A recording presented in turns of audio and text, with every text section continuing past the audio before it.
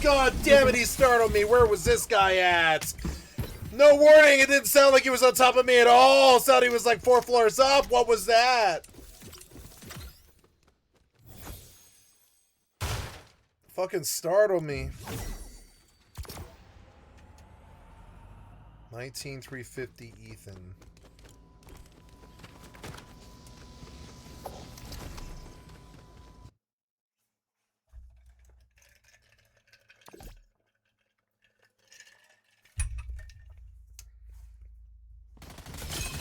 In the comments, giving reviews of some of these places, saying things like, oh, the service at this place was not bad, smiley face.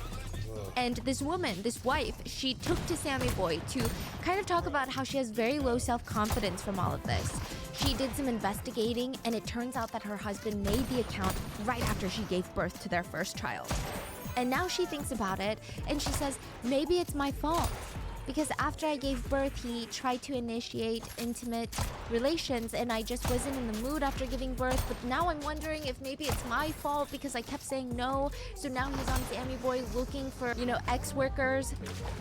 The original post was on a different website and forum, and she was genuinely looking for advice. It got reposted to Sammy Boy. The comments were brutal. They wrote, "Dumb woman, if you treat him like a man that he deserves to be, all this wouldn't have happened. This woman should go and learn from those," derogatory term for Chinese women, "on how to seduce women. The only way to prevent your hubby from starving is to, quote, feed him with as much activity as possible. The lady in the story clearly took things for granted. She practically pushed him into the brothels. What an idiotic woman." So, yeah, that's what's on Sammy Boy.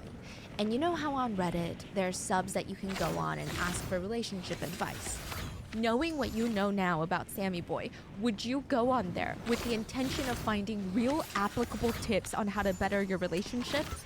Probably not. It's like the last place that you would post about it. Like, is this really the place to go to learn about how to be better connected to your partner?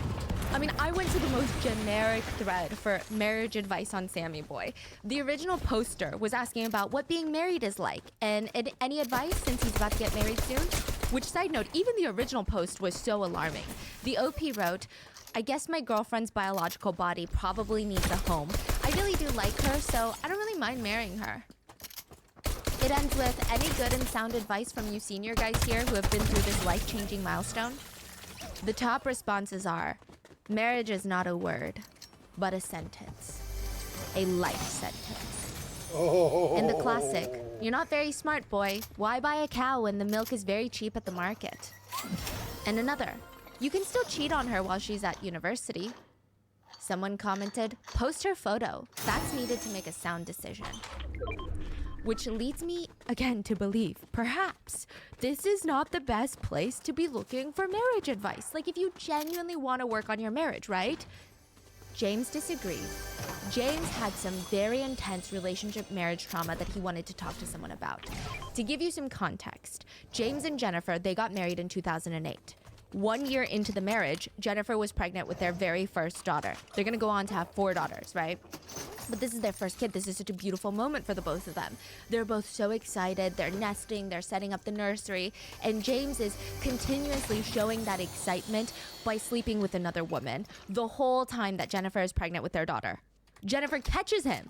Now, we don't have more details on this, but we do know that she probably found out, and for a long list of reasons, she ends up staying with him.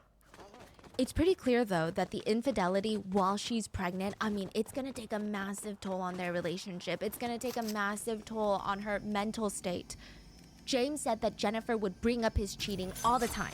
And each time she brought it up, she would have so much anger and hurt in her voice, and she would say something along the lines of, "Well, if you can cheat on me, I can cheat on you too, you know?" James wrote on the Sammy Boy forum that his wife was making him, quote, live in fear and anxiety. He said he was living in fear. He was worried, so sick of worrying, and so anxious that his wife might actually cheat and be unfaithful. And the idea of that made him want to throw up. While he is worried sick, he showed his wife a video of 2 men and a woman, okay, doing intimate things. And he tells her, "This is something I want to do." She told him, "Are you crazy? Are you out of your mind? I'm not doing that." We're not bringing another man into our bedroom. And he goes on to Sammy Boy to say, after everything that we've been through, after she keeps rubbing this in my face like, well, I can cheat on you too, she can't even give me this.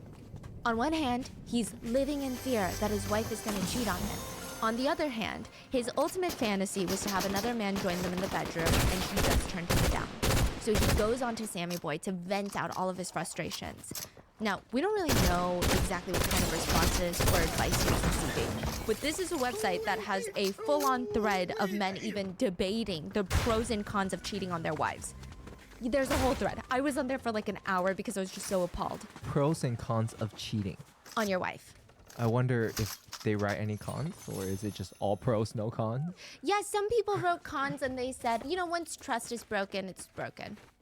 Which is a very generic thing to say.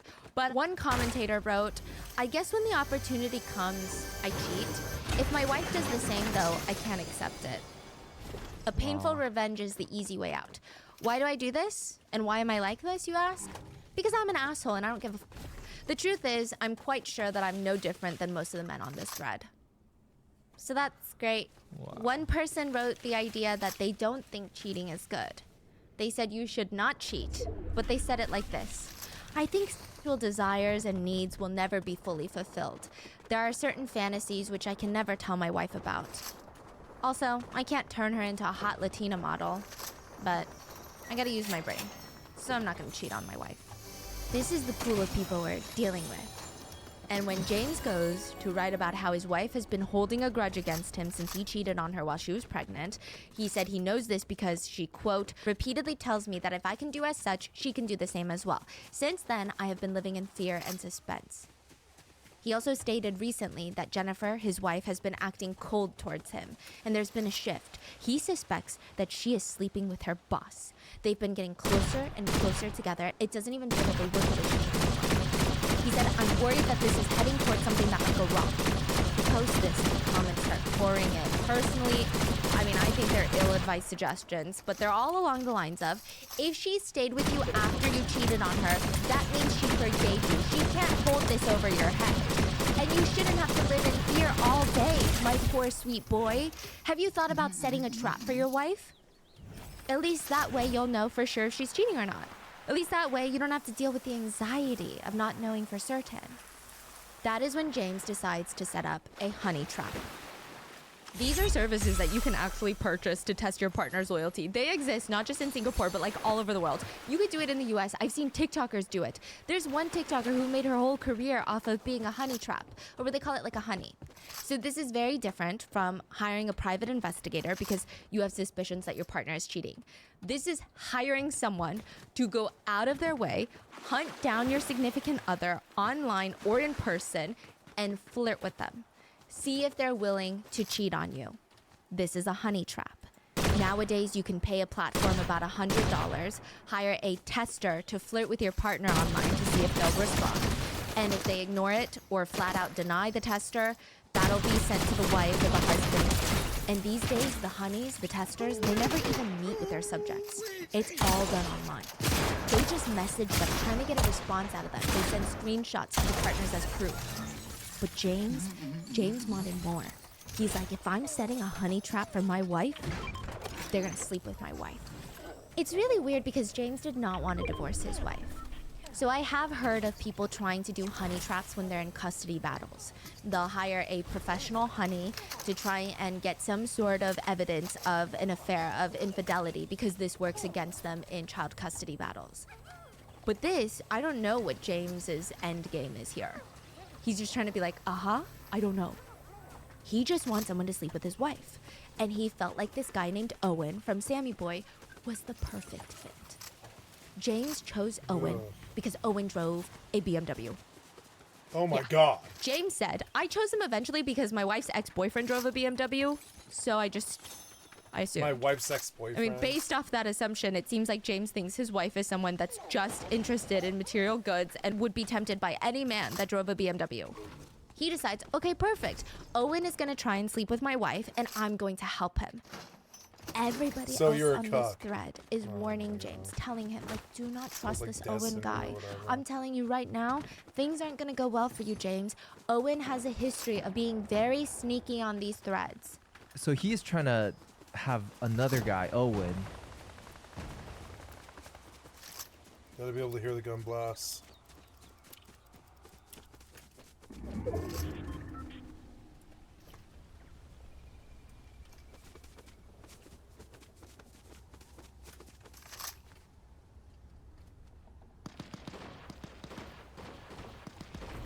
That's really close.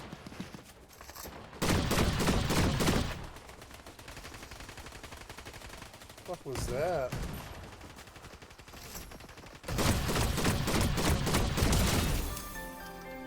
We're stupid.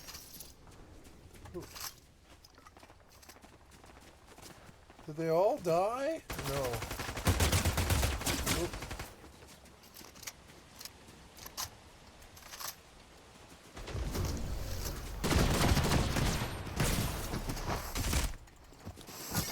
Oop. Alright, bitch.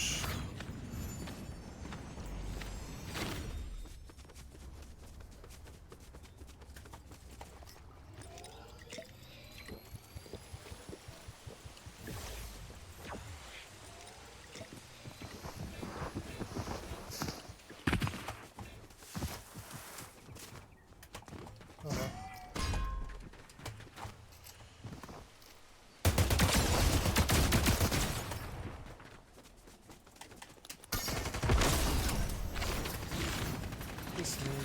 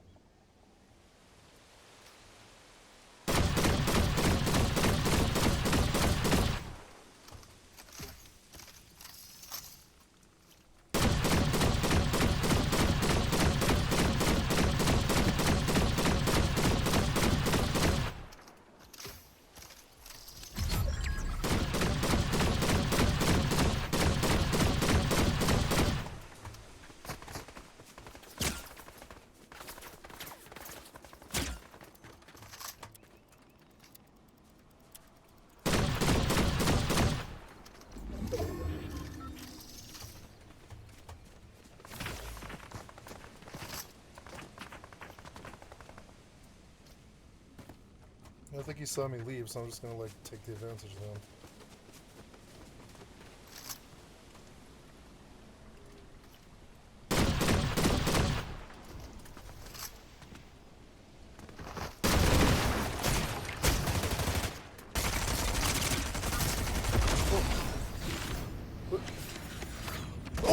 Nope. This guy, he closed the gap so fucking fast, like he's in a car. He's on foot, motherfucker. He was 110 fucking meters away, and he's closed the gap in 4 seconds. It's like, what the fuck, man? Why did you give everybody a grenade? I guess. God damn it, man.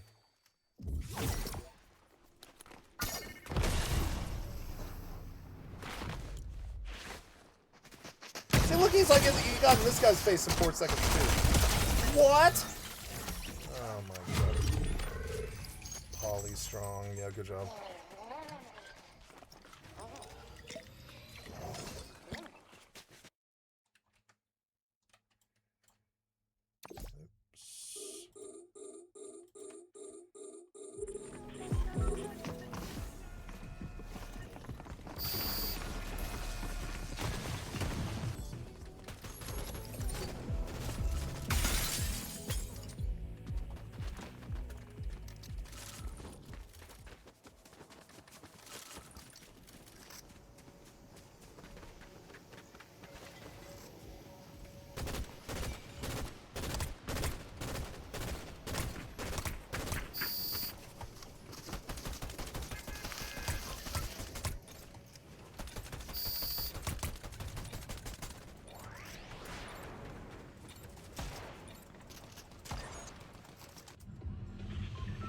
No Fortnite. Sleep with the wife or seduce the wife as a honey? Seduce the wife and eventually sleep with the wife. Oh, okay. It's really weird. So he's saying, I'm so scared my wife is cheating on me. So I'm gonna set up a date with her with another man so she can cheat on me, Okay. is what he's saying, basically. So he's not scared of the wife that is cheating. Yeah. He just want to watch it. He just wants to watch it. Yeah, basically that's what's Men happening. do He this just wants stupid his shit. wife to sleep with another man. And I think 'Cause he they're wants to get fucking involved bored. later. If they were It's doing just the something way like that he's it like would be this. concocting all of this and pulling the strings is just so bizarre. So everybody's warning him, like, don't let Owen do this. This is gonna backfire on you. But James said, you know, the way that Owen expressed himself, he was very confident. I liked him. So they set up all these rules that made James feel reassured. Owen was gonna tell him everything that happened between the two of them. Even if it's just a mundane text message, Owen would report anything that Jennifer said to him. James told him this is the only way this plan works, because as long as I feel like I have the power to pull out at any time, and I tell you to stop talking to my wife, you stop talking to my wife, that's the only way that this is gonna be okay. If there's anything I'm uncomfortable with, I'm just gonna tell you to stop.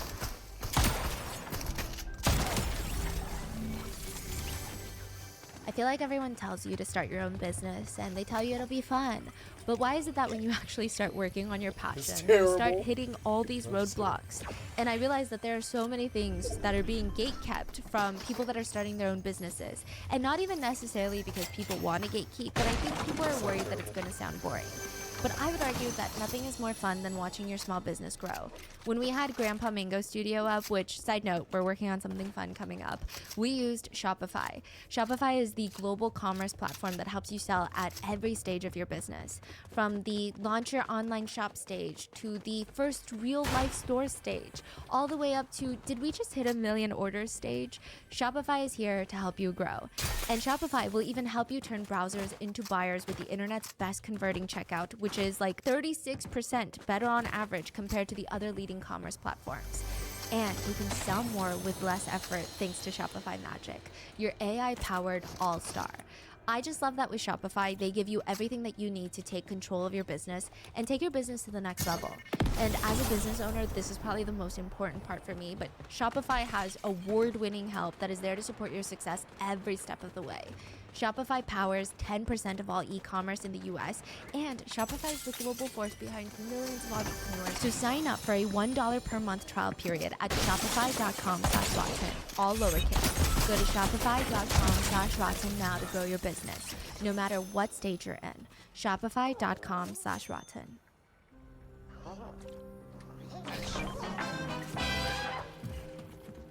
James adds Owen on Skype and they start planning together.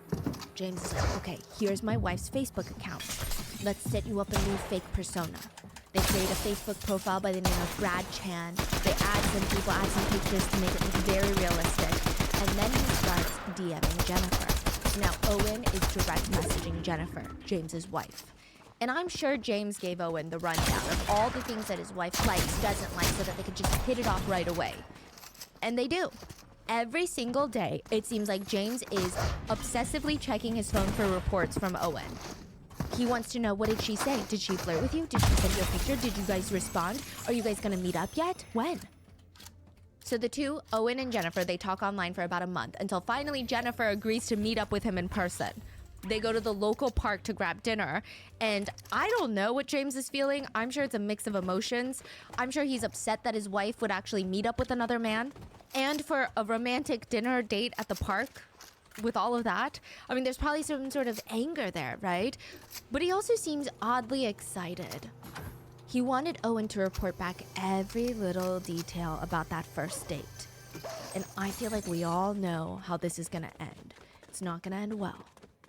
After the dinner, Owen starts messaging James again on Skype, and he's telling him, well, yeah, we shared a bottle of wine together, and intimacy-wise, we did hold hands for a while. Then I hugged her, and we kissed. So the first date, it goes so well that the two, they make plans to meet each other again. This time that they're gonna go for lunch at another park nearby. Now, after this date, this is when things start getting interesting. Owen reports back to James again. Yeah, it was more or less the same thing as the first date. You know, wine, hand-holding, making out. Yeah, same stuff. That's it. Owen apparently lied. He didn't tell James that their second date went so well that the two of them found a hotel afterwards and had full sexual relations. And maybe sneaky little Owen was starting to like Jennifer because he starts distancing himself from James. He starts These acting like the douchebags whole thing with deserve each James's other. wife is kind of fizzling out. We're not really talking anymore. She hasn't really responded. We're not really into it anymore.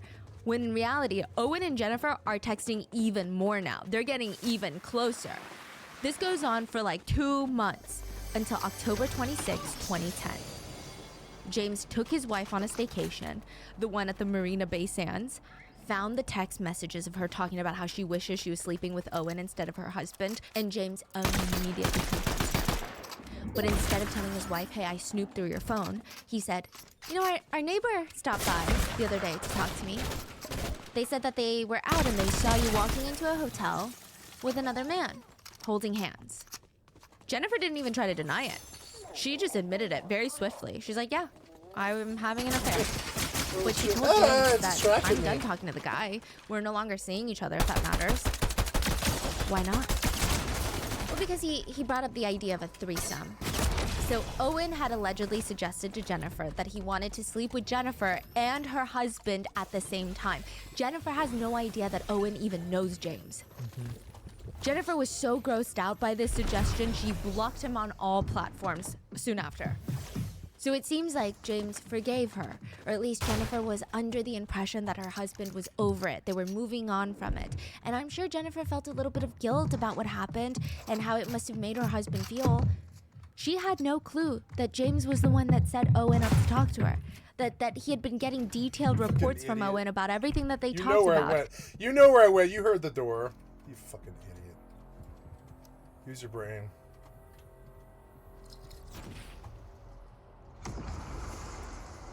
Where did we go, you fucking idiot? Oh, there he is.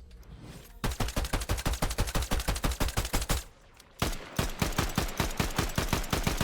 damn it. Totally dished me.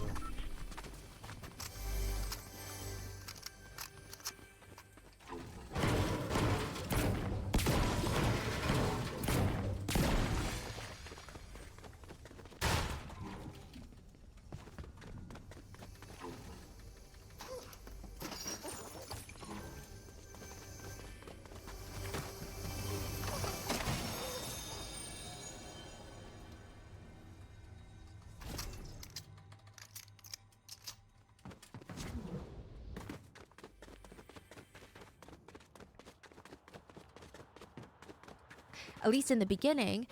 And now, she's got no clue that James is still talking to Owen over Skype. James tells Owen, change of plans.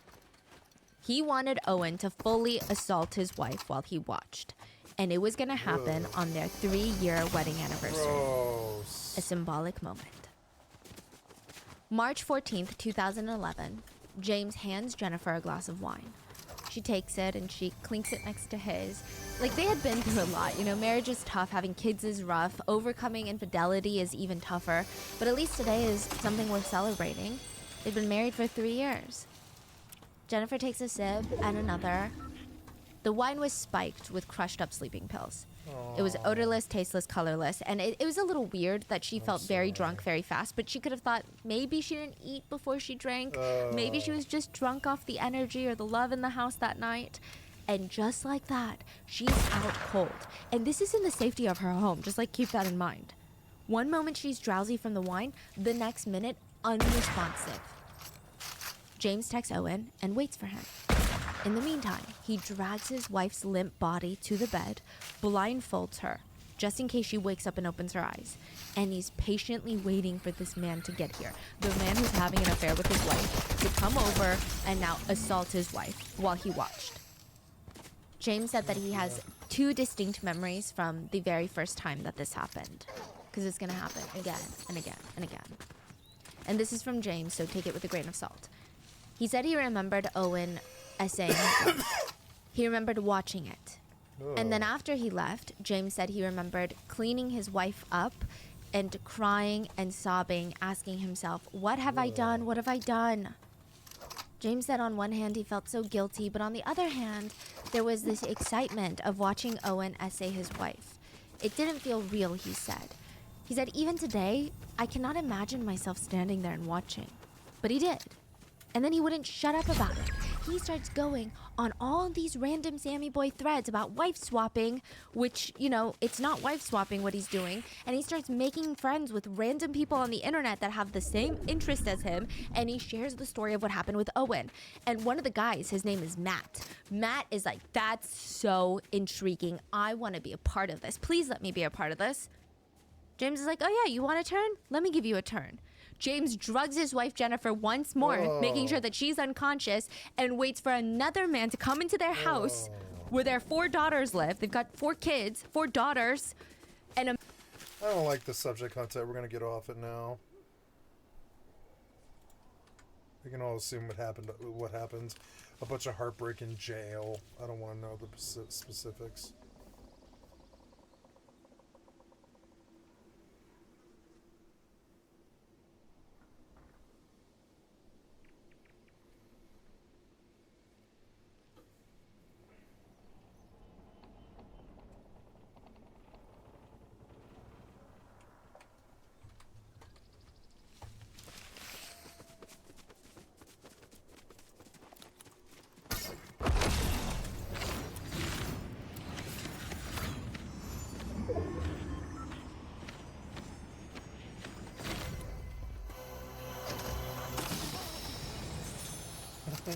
Okay, works for me, yeah.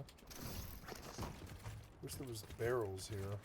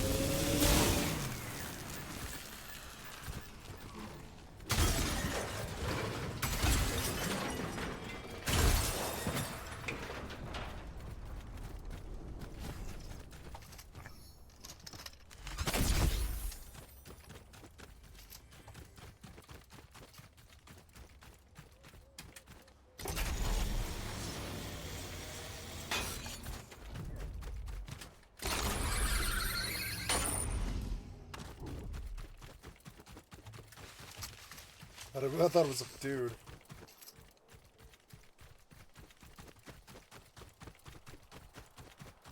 Five down, 5 up. Wish me luck. If I'm gonna do it, it'll be here. Go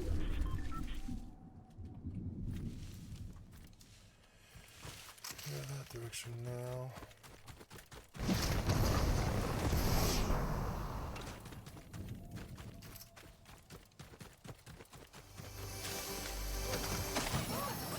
thought it was somebody like aiming something at me. I was like, what's that light? Yeah, this is gonna end. Oh, there we go. This gives me an advantage. Here's our first break in the case. Let's see if we can see him. I don't see him.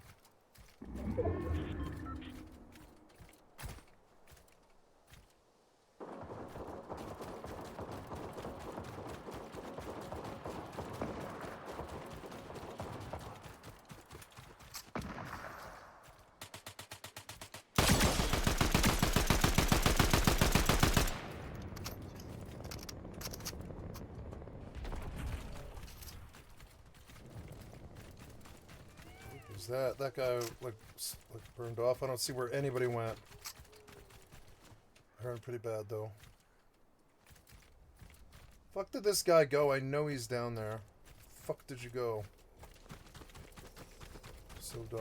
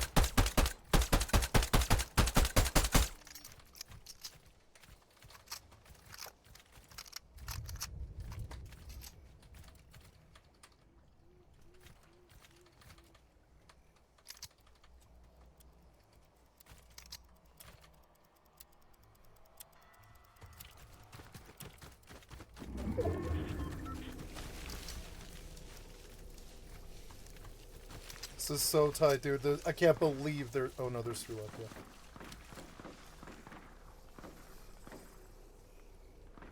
Yeah.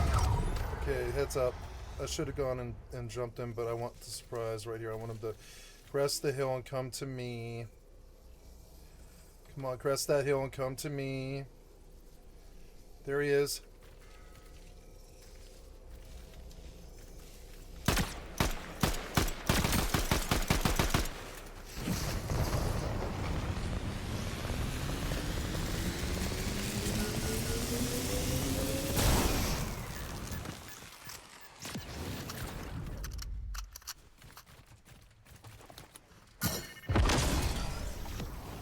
What?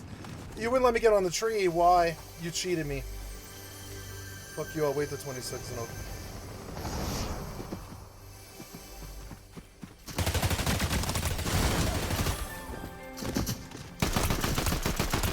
Got it! Yeah! Got it! Yeah! Ah, the nightly win. Ah, so good. Now I can deal with the even go pee. I'll be right back.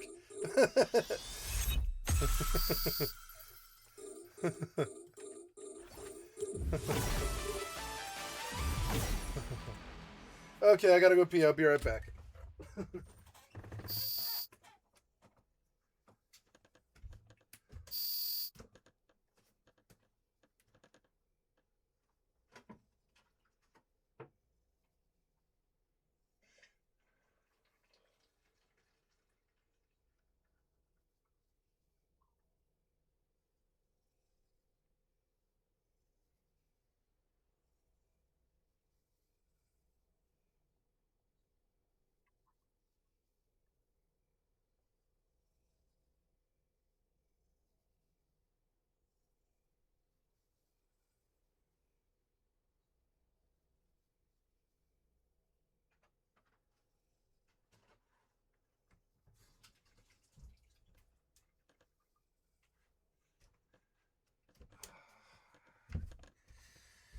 Ah, much better.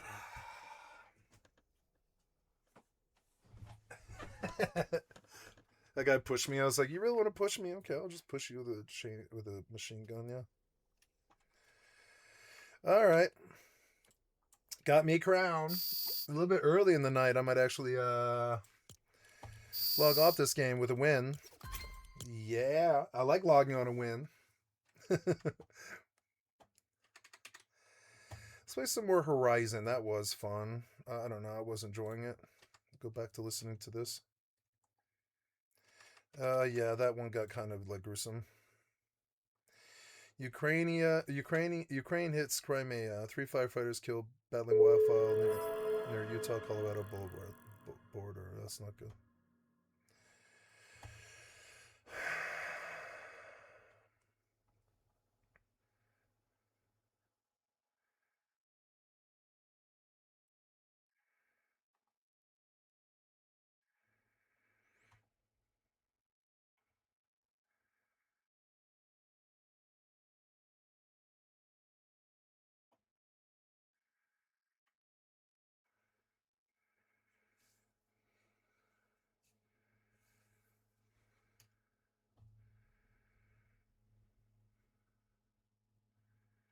Don't see anything too good.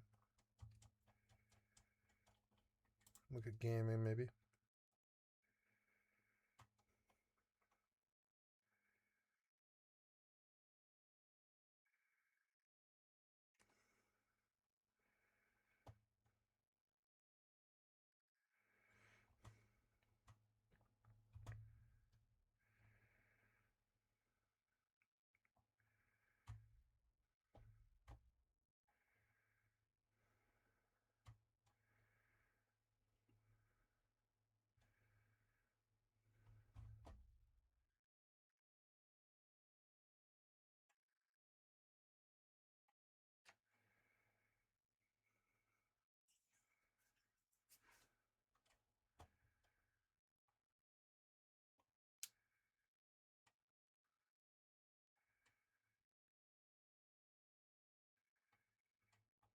Man, there's like nothing here.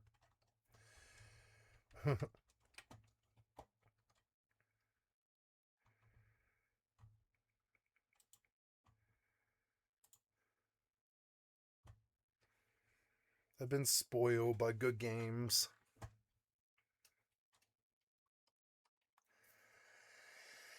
Eh.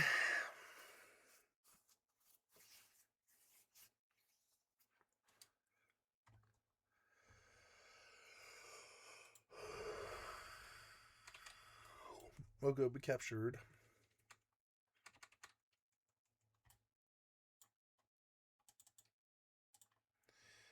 Nice. We're at 33.9. I'm like slowly pushing this system, and I'll just keep taking money out of this system. I don't care.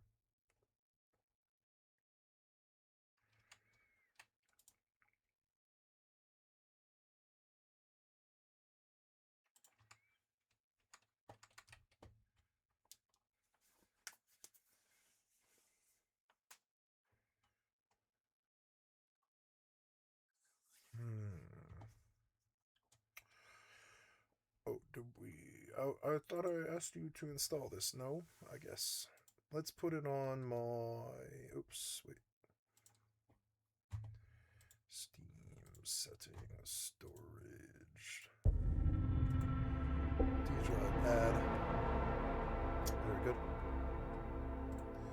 So, in my D drive. Oh,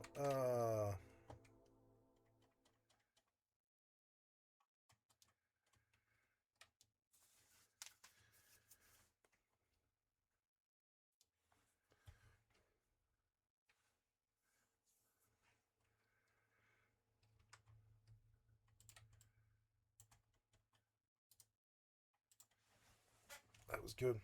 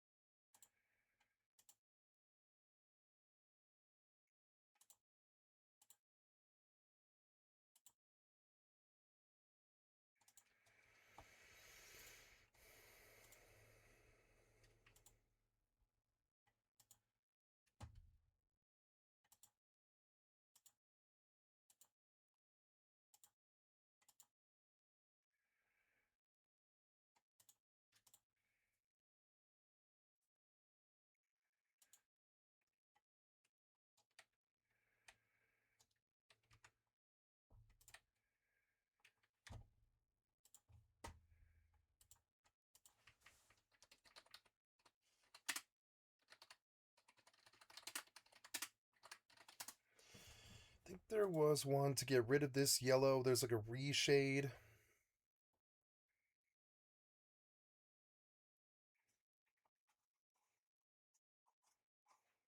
No yellow is, yeah, that's the one I'm looking for.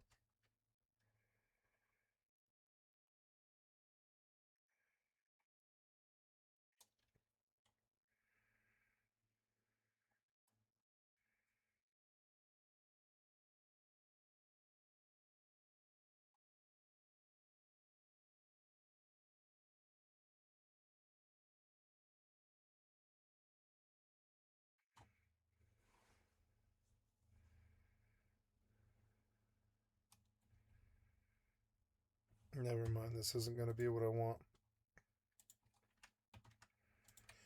Oh, wells.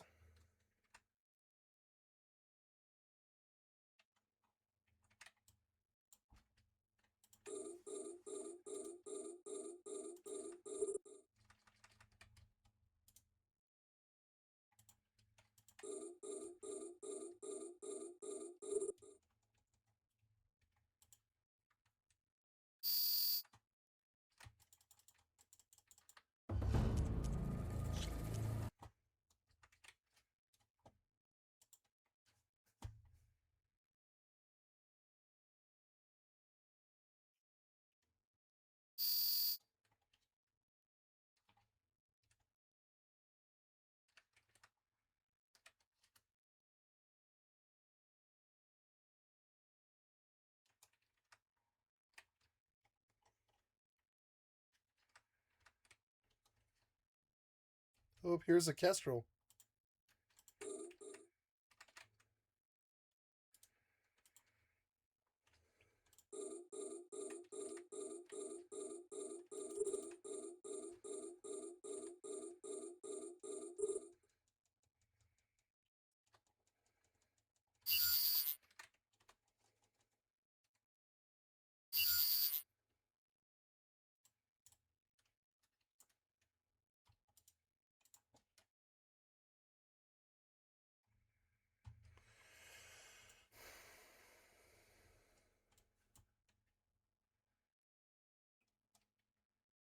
I don't know why I couldn't get the tackle on him. I tried to.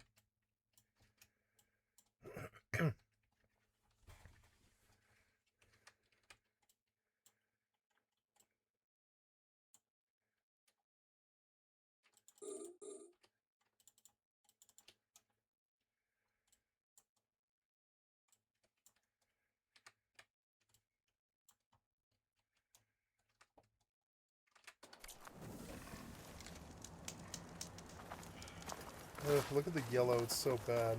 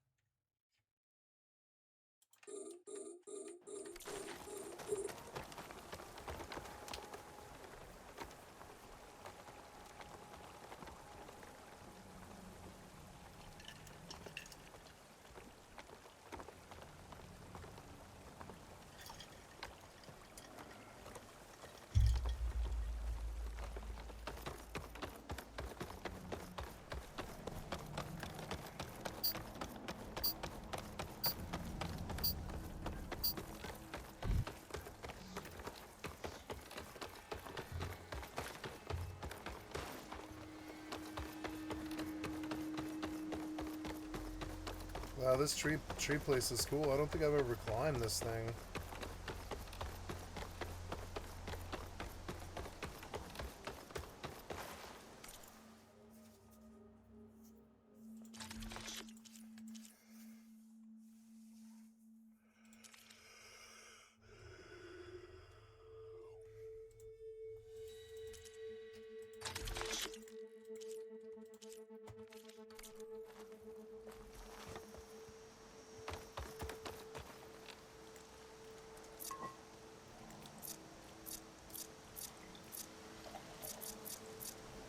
Oh, Mount Call. That's where it is? Okay. Ah.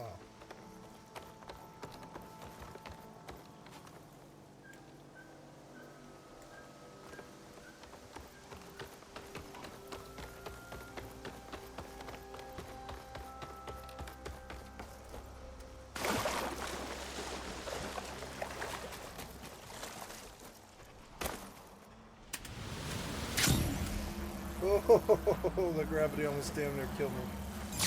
Oh. I love this game, though. It is fun. I was like, I don't like the MSQ, and I don't care. I just want to go across the land and see what happens.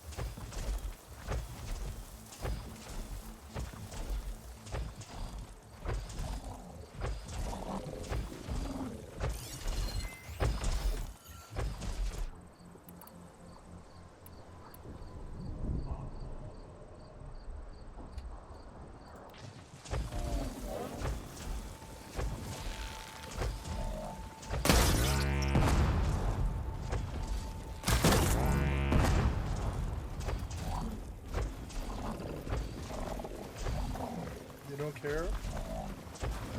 Oh, it's friendly. Okay.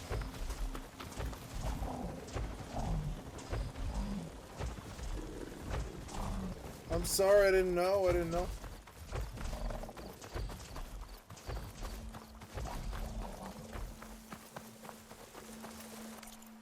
Let's out that direction. Let's just go that way.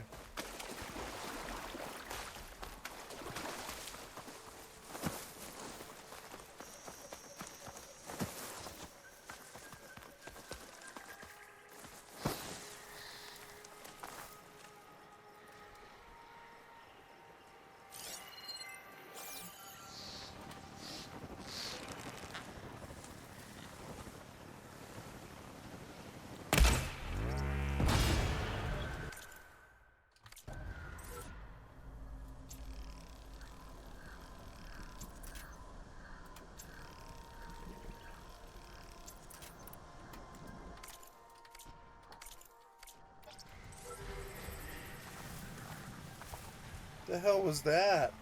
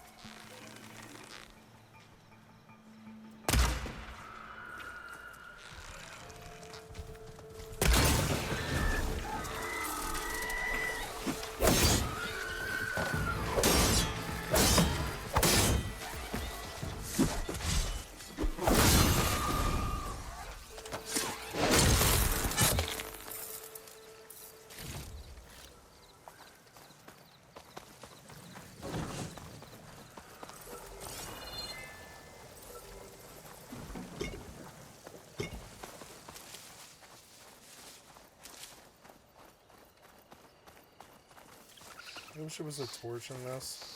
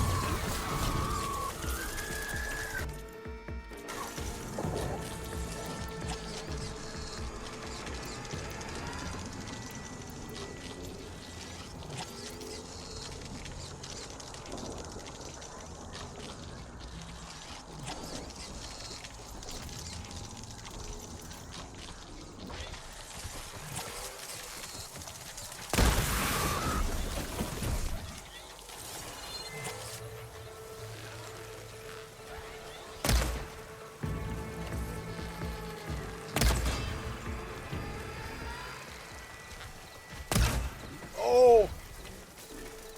If I can get to him. Oh, I love this game. Oh, crit him, crit him. Fuck you.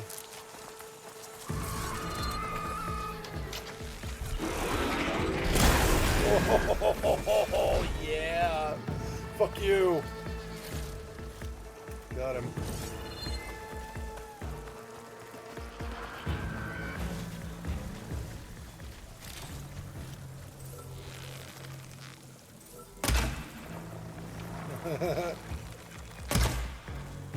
Damn it. I'm out of machine muscle.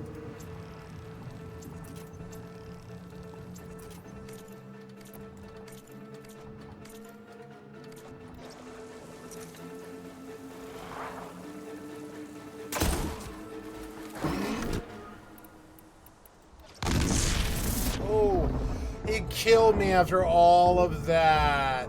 He one-shot me after all that from full health. That son of a fucking bitch. That son of a fucking bitch. That son of a bitch. That son of a bitch. That son of a fucking bitch. That fucking dick. Fucking dick. Well, now I still have machine muscle again. I guess I need to go buy machine muscle. That's something I do need to do.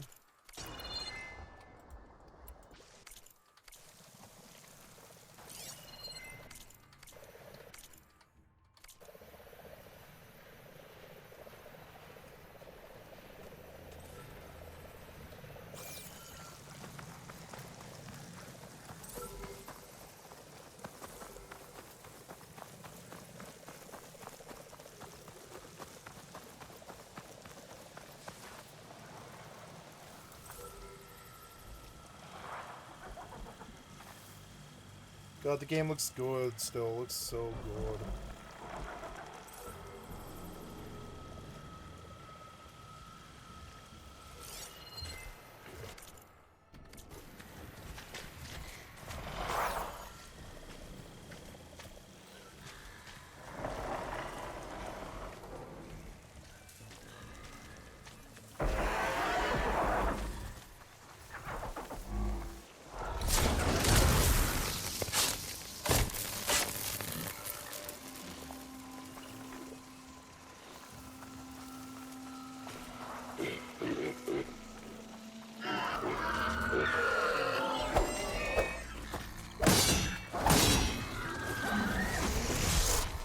Oh, what was that?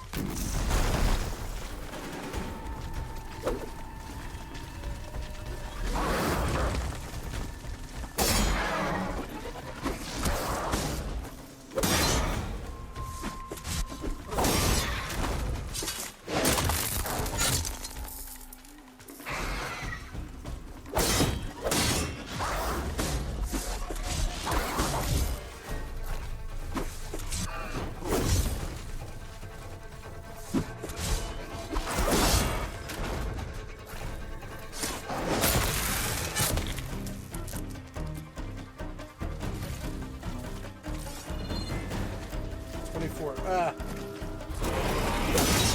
I love the combat in this game.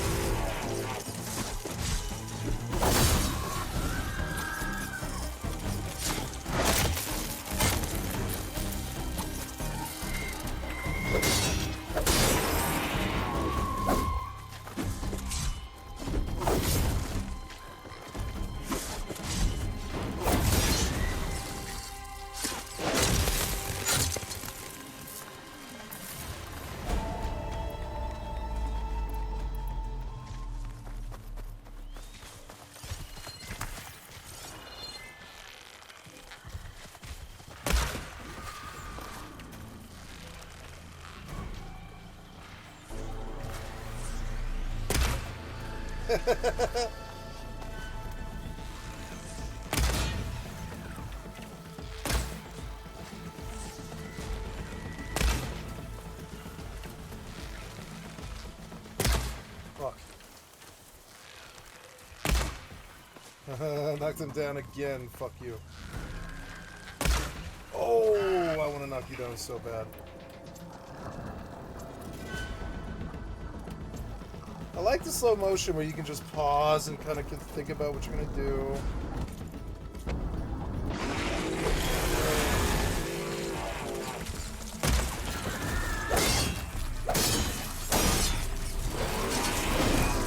What?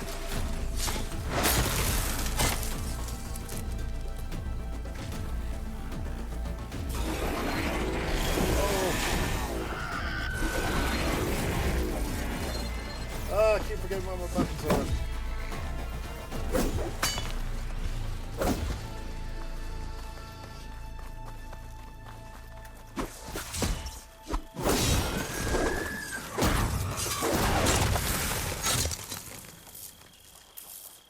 Thank you. You thought he was a big fucker. He's not. He's not. Oh, unknown campfire. Nice. Let's go to that. Is this west? I can't really tell. I don't have a compass.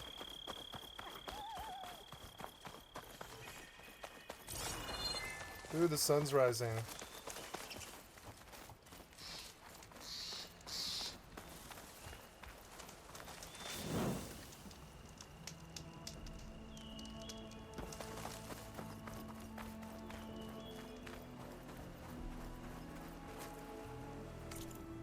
What makes that fucking that effect happen?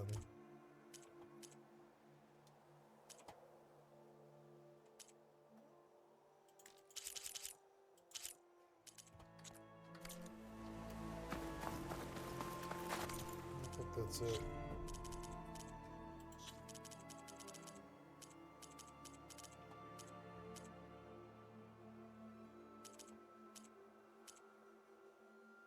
Oh no, I hate the vignette. Oh, you can get rid of it? Yeah, you can.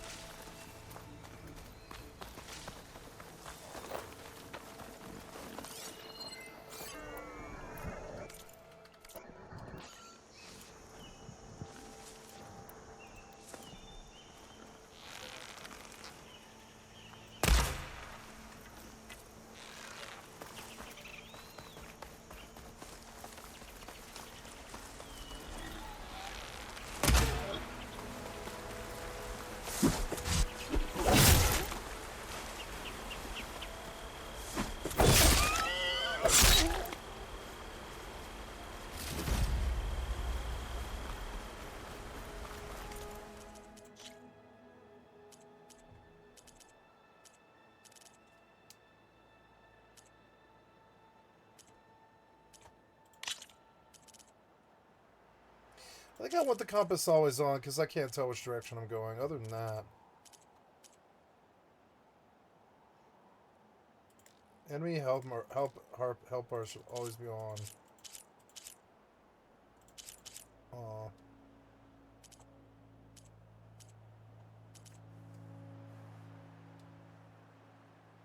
Ooh, I could kill the reticule off, which might make the game a lot better. Oh, that does make it way better. Oh. Oh, I don't know. That's kind of hard. I don't know about for this game because it's so hard to tell.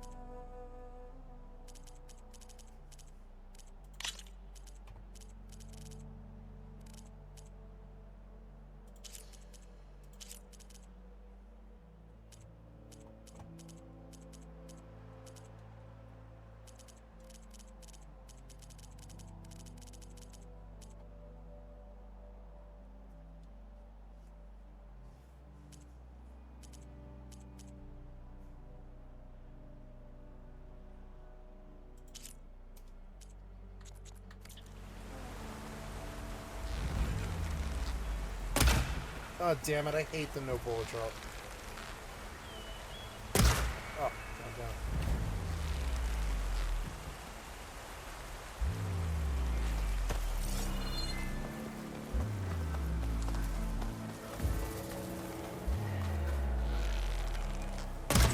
Ah, no bullet drop is so annoying.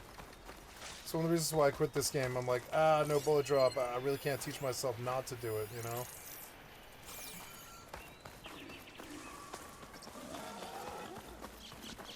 You can see him trample the grass.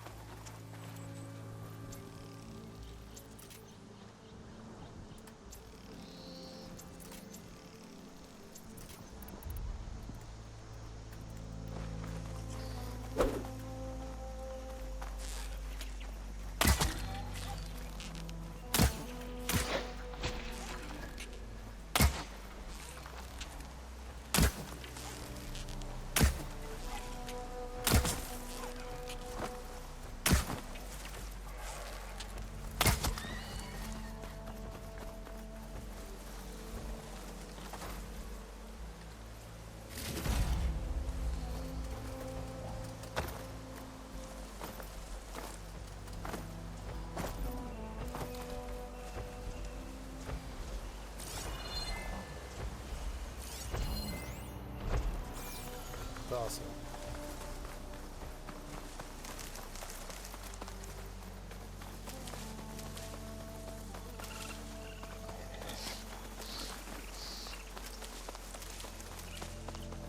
Oh, thank God, I'm caught up on medicinal pouches. God, it's a pretty game. I wish I could get the settings to look better. Like in this scene, I think there's things that don't really look that good to me.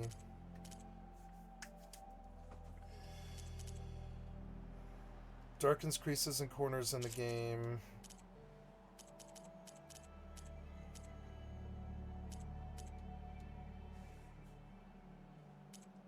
Hair quality.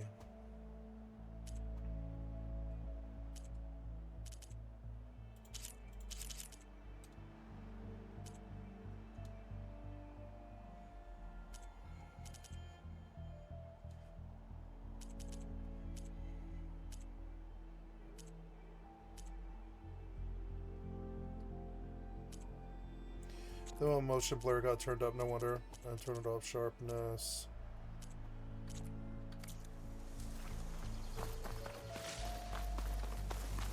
It could be in better frames. I wish I could see the FPS.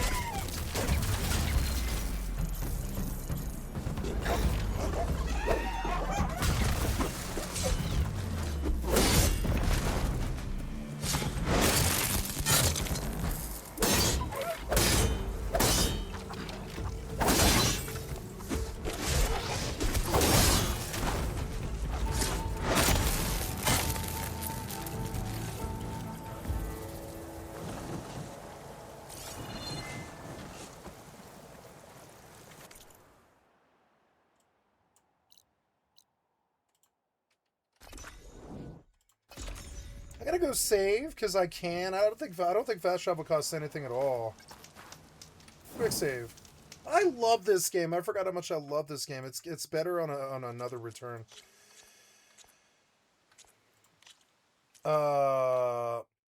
So I love Horizon Forbidden West on PC, and I'm wondering if you can give me performance graphics settings guide.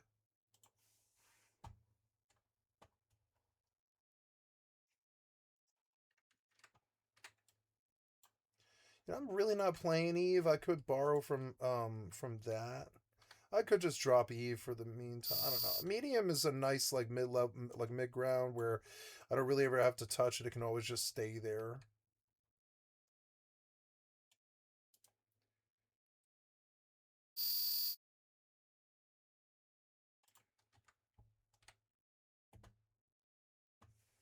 Shadow quality, texture. Okay. So so they say high is better than very high for texture quality.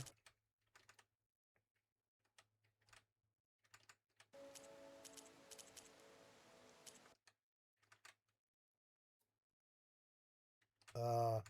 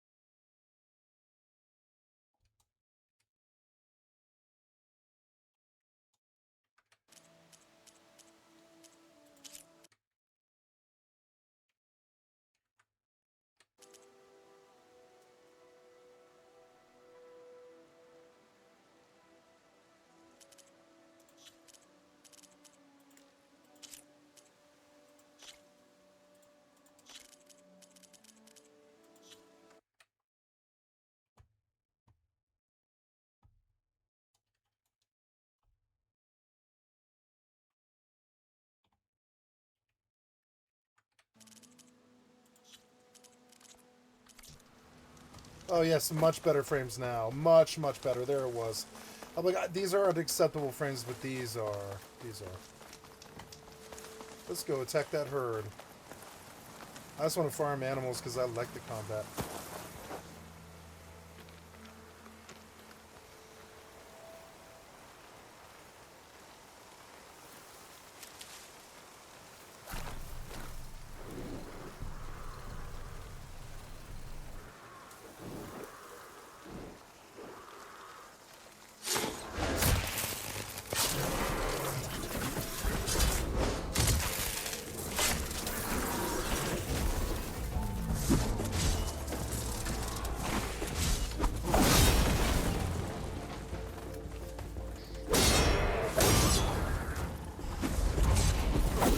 Oh, I got his ass. Get him.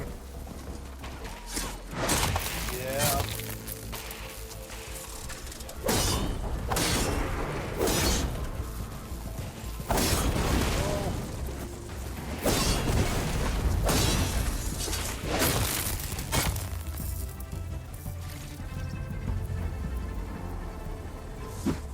My headphones died before this goddamn fight. I gotta fix it. I'm sorry.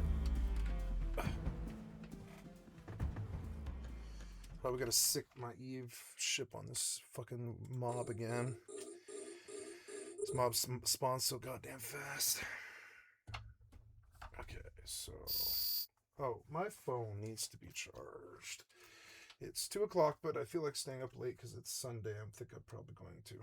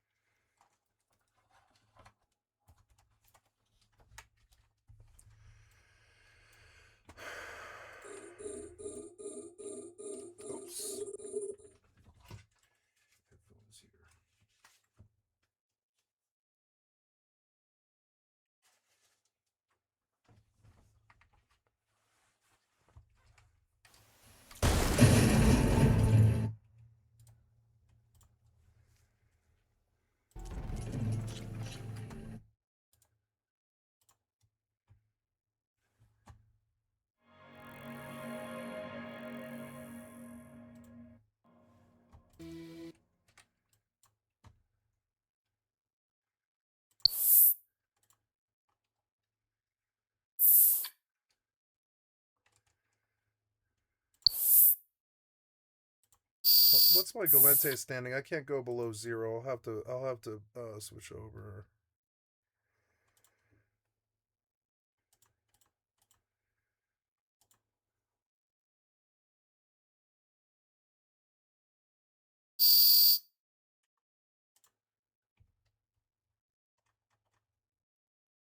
Oh, I'm at 4.1. That's good. I could do this for a while. I don't think it matters. This shouldn't tank you. It should only tank you with Galente Amelia.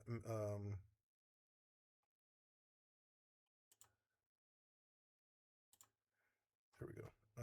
Galente Federation. The Federal Navy, right? I still have a really high rating with them.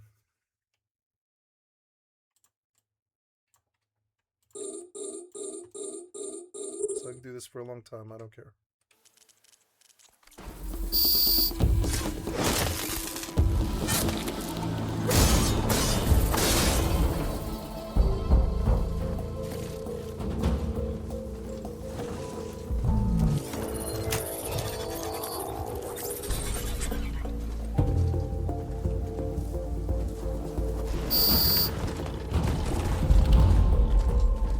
Oh, this is much better. Much faster. You can just take mounts at will.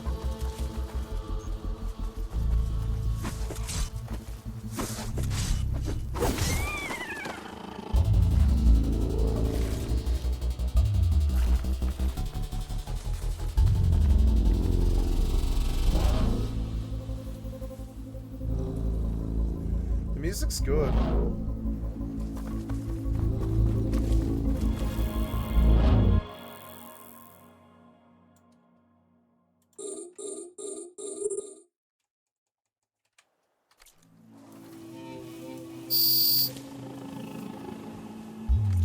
So I want even better frames in this, and I don't know. Let's see what else it has to say.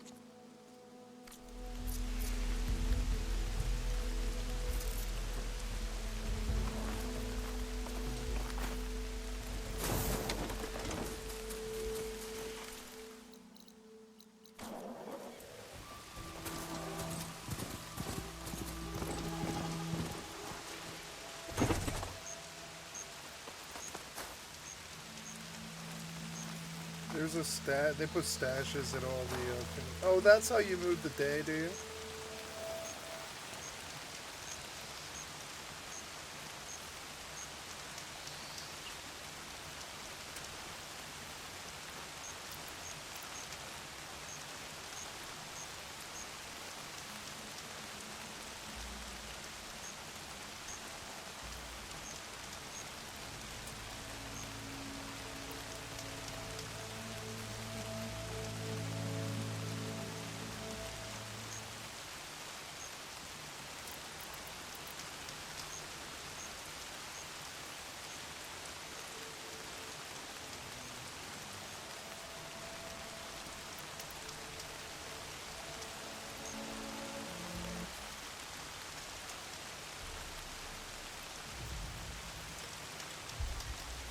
Apparently it doesn't stop raining here.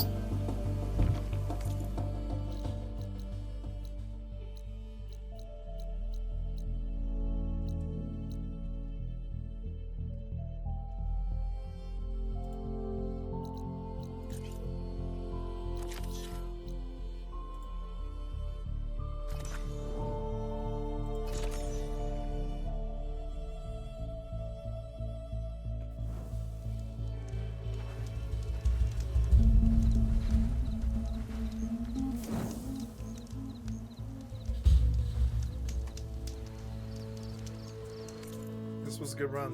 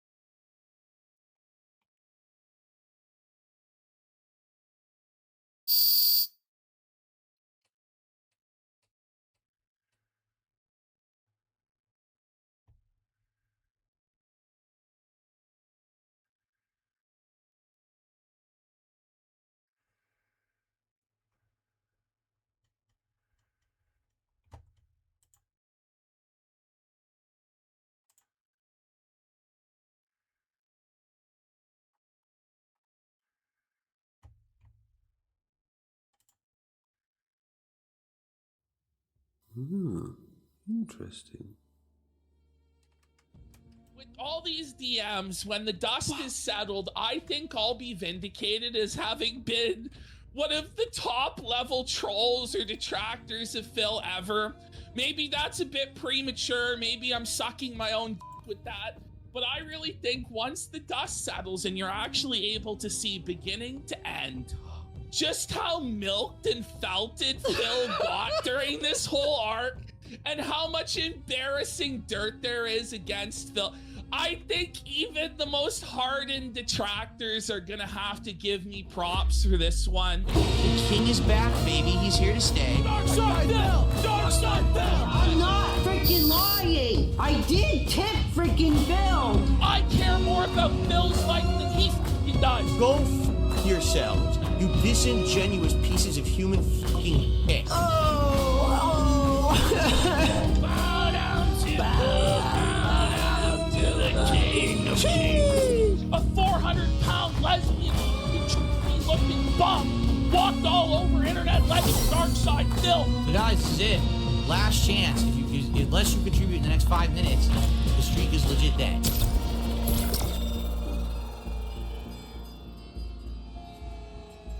Hello everybody, how are you doing? You alright? Today we'll be peeking into the shadowy corners of the internet and doing a deep dive into a niche saga that has passed most of the world by. A story packed full of twists and turns, ups and downs. A tale where an unexpected hero will rise to vanquish an unlikely alliance of online villains. And a morbidly obese puppet master will cackle all the way to the bank.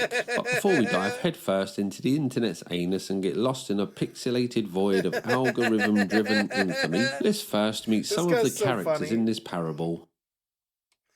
I gotta stay up late. I'm not tired. I might stay up until like 6 or some shit. Who cares? I don't think I have to do anything today. I should double check before I do that, but I don't think I have to do anything today. No, I don't think. All I've got to do on my calendar, I think it says, is I've got to delete my voicemails, which is something I do have to do. Yeah. But yeah, looking at the calendar. Looking at the calendar. I need the calendar. Today. Oh no.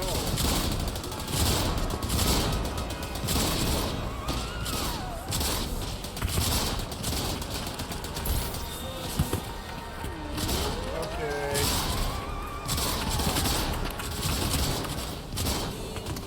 But no, I can stay up late. It's good. I don't think I will. I'm probably not going to stay up much later than like this game, but...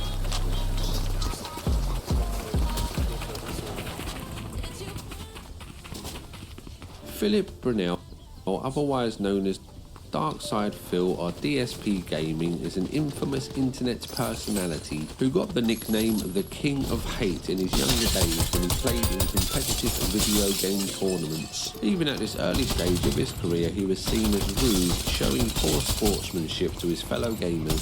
Philip was unfazed by this nickname though, and even adopted the moniker for himself, which he used as part of his persona on his YouTube channel. Over the years, Phil has become best known for the time he accidentally recorded himself making love to Madame Palm and her 5 lovely daughters before a live stream started.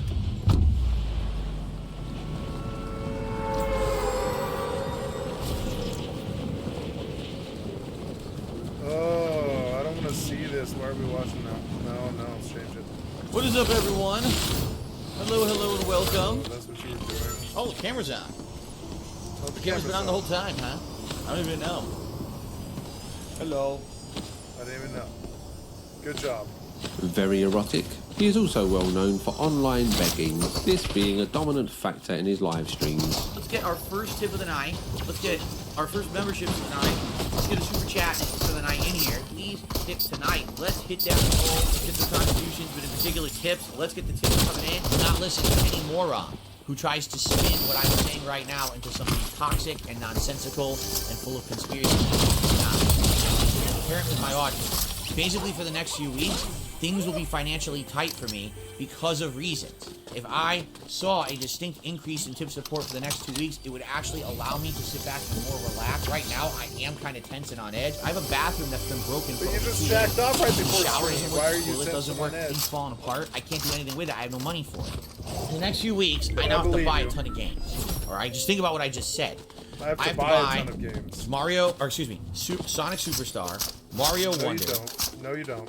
Spider-Man 2, No, you and don't. at the end of the month, Alan Wake 2. And that's at a minimum, okay? At a minimum in a short period of time. You know, I have a broken dishwasher in my kitchen. I have cabinets that, no exaggeration, the drawers and doors are coming off the wall. And I just don't have money to do anything with it. They said, Phil, you know, we contribute to you, but it always seems like it's a black hole. Because it always seems like no matter how much we contribute, you're always still having problems. You're always still in debt and nothing's getting better. I agree with you. This happens a lot repetitively, over and over and over again. Phil also has a very complicated system of donation goals, with the final reward at the end of this tangled web of investment being that he'll just eat some fast food for his viewers to watch. He is known for being a gaming live streamer who is not very good at playing games, and will blame everything apart from himself for his failure. Probably my favourite thing about Phil is his laugh, which some have likened to a seal. Your partner died. Oh god, his laugh is like a seal.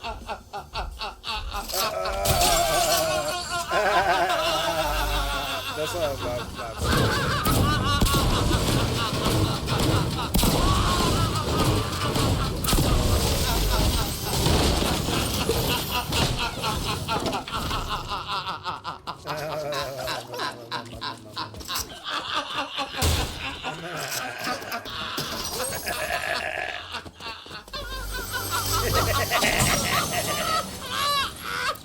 I'm sure it's not the same thing.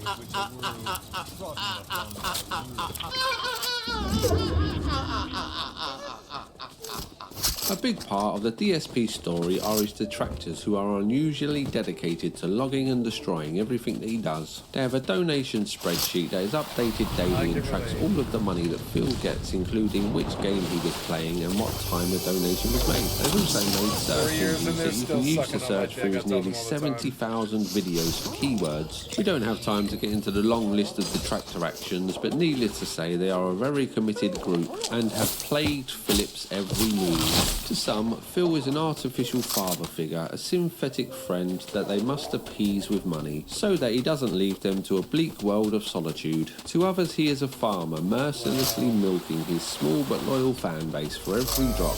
As DSP grew older, he shed the self-imposed title of the King of Hate, so that he could focus on his non-drama based content. But his internet light was fading, with even his haters getting bored of hating him, and his loyal fans starting to dwindle. This is the backdrop for Darkside Phil's decision to contact an internet drama show with a proposition, an event that would change his life forever.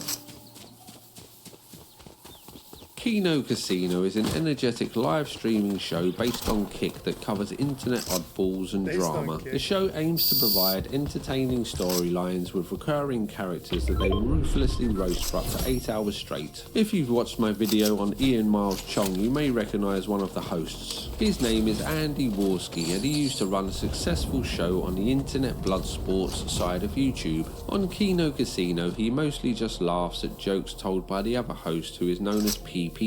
Real name Ashton Parks, he is known for once flashing his chocolate starfish on a live stream, and for being a rather large man. I'm fat.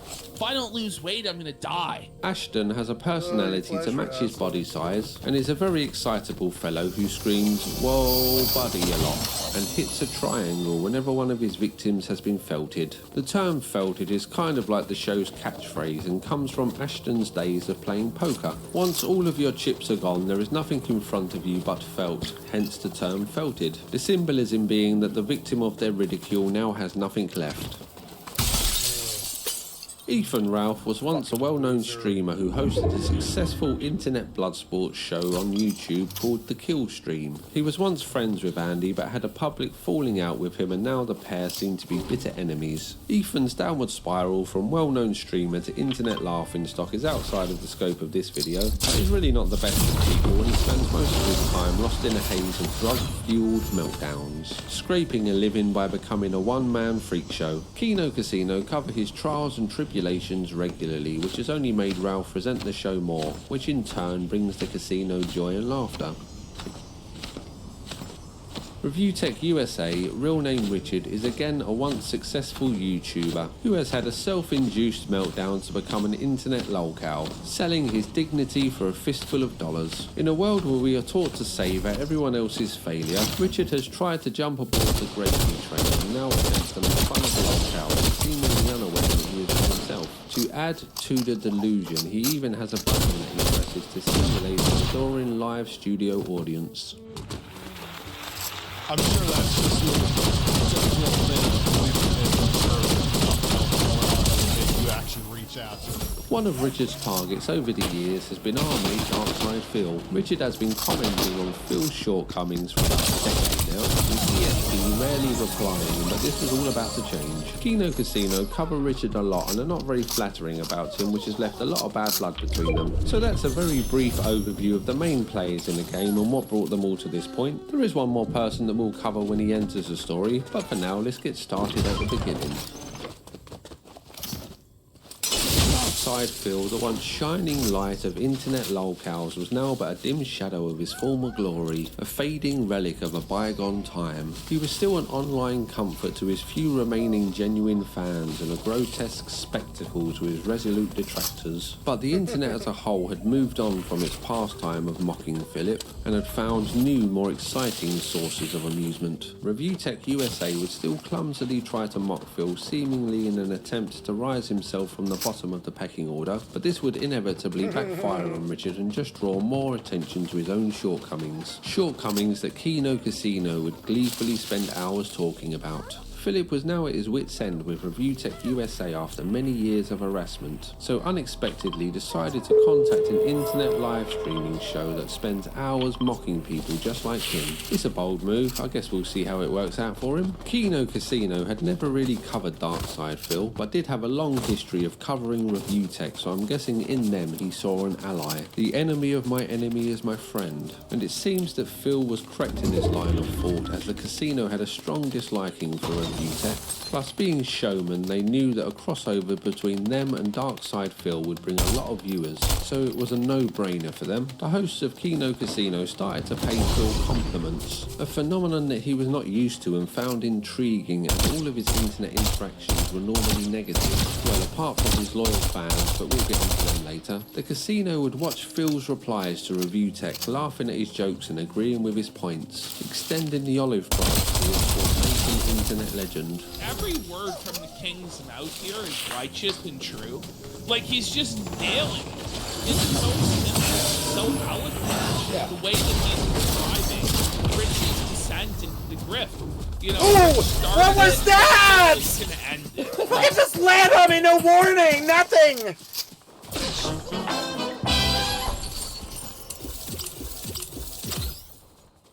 was that? That guy came from nowhere, no warning, just dead.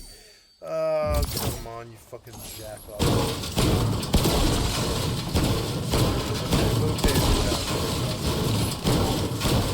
You got me in the middle of the meadow out of fucking nowhere, no warning, nothing. Shockwave wasn't fast enough, you were just full-blown dead. It's like, what the fuck?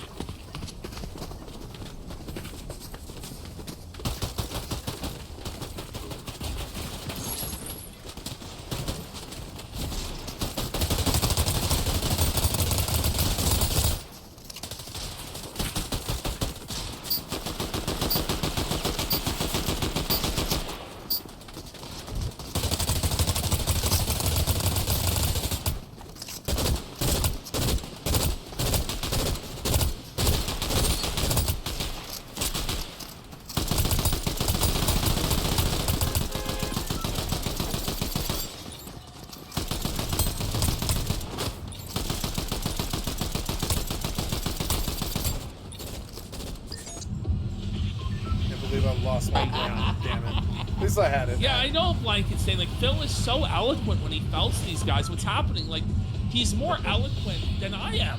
Like, he's just so straight. He's so straight to the point. Is it just me or has Phil lost weight? Yeah. Everyone goes up to Phil's. Why are you talking about weight?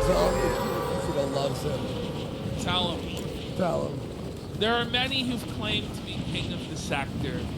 But there's only one true king. The king of the snores. Darkside Phil. Let's. Darkside Phil had been on the wrong side of the internet for a long time now, so he is no fool and was wary that this could all be a trick. A build them up to tear them down con that would give his detractors yet another victory, so he played it safe and watched the casino with a keen eye, spending hours in the chat of their live streams to see what the fans had to say, listening to every word that left PPP's mouth with a critical ear, and over time it became clear to him that this was no trick, but instead a meeting of the minds over their mutual dislike of ReviewTech USA. Plus, this would be a good career move for Phil, so he agreed to appear on the Kino Casino. YouTuber June the King was finishing off a documentary about ReviewTech USA, so this would be the vehicle for Phil and the casino to team up. They would watch the documentary live and give their thoughts, which was sure to be unkind to Richard. Once this spectacular announcement was made public, his nemesis Rich was quick to try and pour water on the newly kindling flames of DSP's success, claiming that this choice would backfire on Phil. They were quick to defend their new ally. A king delivers righteous judgment from his throne of power. And thus spoke Darkside Phil, your falconing into existence, Red. Yeah, I'm sure going on a show that has viewers. A show that's like of a magnitude like 8, 9, 10 times bigger than yours at 1 in the morning. You know, still 10 times bigger than your show. That's really gonna backfire on Phil. Yeah. You know what I mean? I'm sure us, like, we have supporters who have their wallets before the king and paying tribute to the king. I'm sure that's gonna backfire on Phil. I'm sure us dunking on you with Phil and watching the June the King document, that's really gonna backfire on you. The casino and Phil were now on a firm footing, with him being a regular in their chat and asking them to roast his food review videos, with them happily obliging. This was just a light-hearted roasting, and it seems that they were now becoming more than just allies, but actually friends. This sudden swell of support for DSP didn't go unnoticed by his detractors, who started to bombard the casino with negative messages and comments. But the casino were unfazed by this, so did an interview with Phil in which they asked him softball questions and made claims like he was trailblazing on YouTube in order to stick up the middle finger to the detractors. This interview was a big hit for all involved and was one of the most successful streams in the casino's history, but behind the scenes, some fans were unhappy with this new turn that the Kino Casino had taken, and a lot of Darkside Phil's detractors were furious that their once pet had broken free and was now being given a redemption arc. Philip himself was over the moon that he had been given a second chance and was now a man reinvigorated with life, taking on the trolls that had once dominated him. He had friends now fighting in his corner, so he used this opportunity to take the fight to the detractors, making videos to mock them, to felt his once slave masters, and also to beg his new viewers for money. In a very short time, things had turned around for Philip Brunel, and this could be the start of a new positive era in his career. The metamorphosis from lol cow to cash cow that he had no doubt dreamed about while in the shadows was now taking place.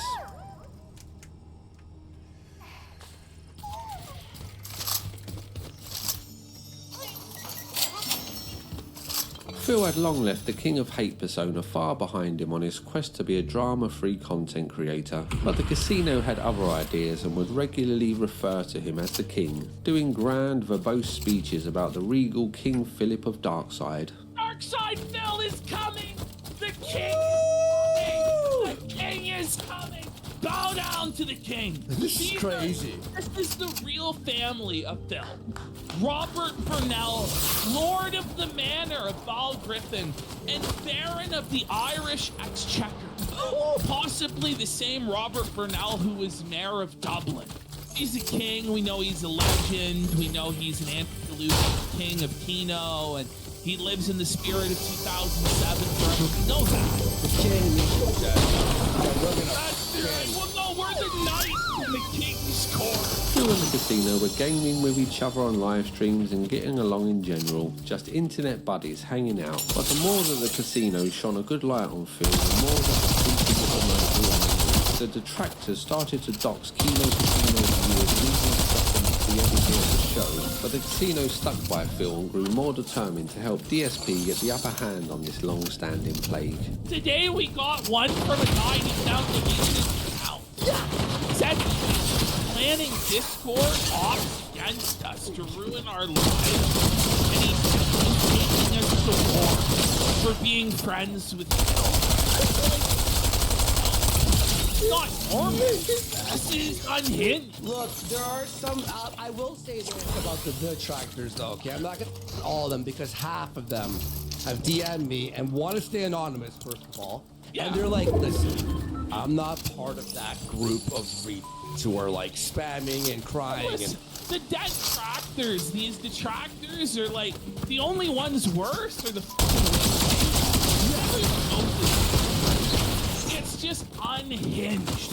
And all we want to do is have a conversation with Phil, the seething peasant in chat. Why are you all gassing up that loser Phil? He has terrible content, averages like 50 viewers. No. First of all, buddy, you're lucky you haven't been banned, okay? Don't you ever dare disparage and lie upon the king's name like that. Spit on you. The big day was now upon us, the long-anticipated moment the Darkside Phil fans and Kino Casino fans alike had been patiently waiting for. The roast of ReviewTech USA and the June the King documentary. We are tremendous, so pleased to be in the court of King Darkside Phil. None of us are worthy of the honor to touch the hem of your garment here in the castle of Kino, the Darkside Phil. 10 years, basically holding my phone. Tonight, camera gets turned back on the bully.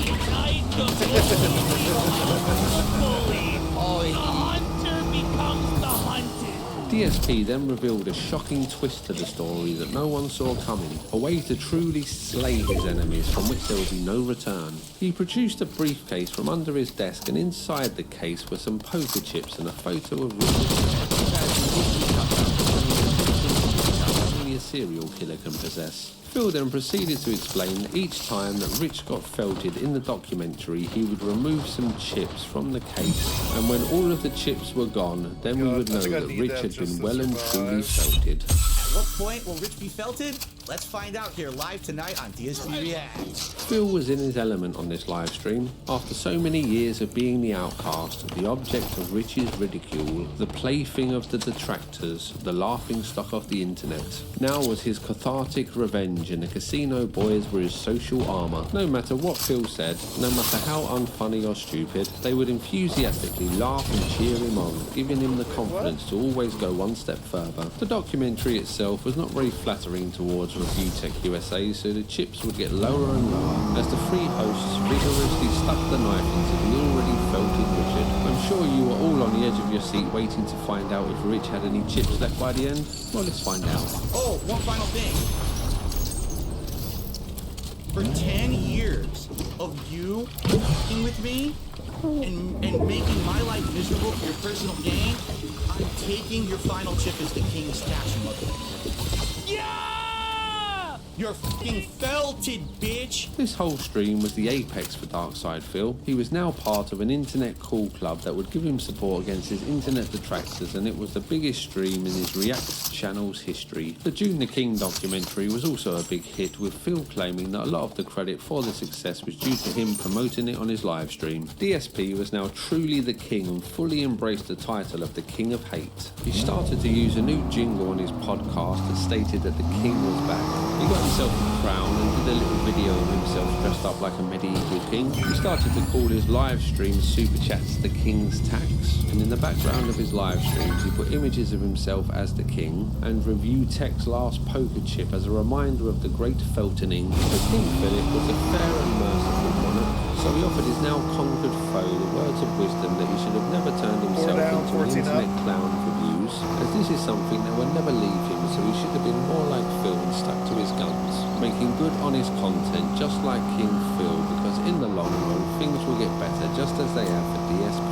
After years of being a lolcow, the internet was now seeing him in a new light, and people were actually starting to like him. The more time that he spent with the casino, the more he started to imitate them, using the word felted in his video titles and even mimicking some of their speech patterns and gestures. He was on top of the world with money flooding in. Men wanted to be him. Oh, come on, long fall. Oh, what was that?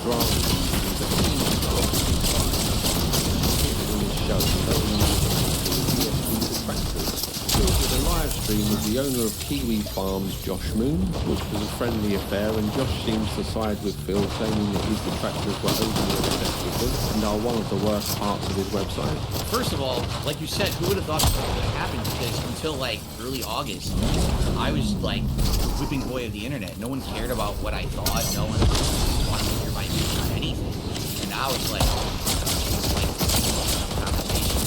oh, come on, motherfucker! I shot him with a gold shotgun twice! It's a shotgun! Oh, come on, motherfucker. I shot him with a shotgun twice. Why do you wedge these cars so I can't get them up? You're so dumb. You're so dumb. I should have just shot him with the AK. I'm done with shotguns. They don't do it. They do it sometimes. Not that situation. I shouldn't have pushed him. I don't know why I did. I deserved it. Go one more. I'm gonna do one more.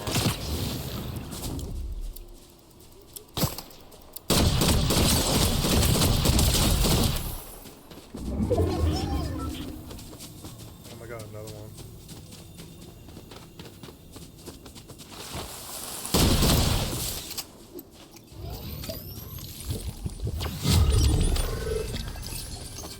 Oh, 11 places in that farm staying, so it's like things are changing so quickly. I appear on Kino Casino and it's like night and day. Everyone likes me now, everyone wants to hang out with me, everyone wants to talk, see new content from me.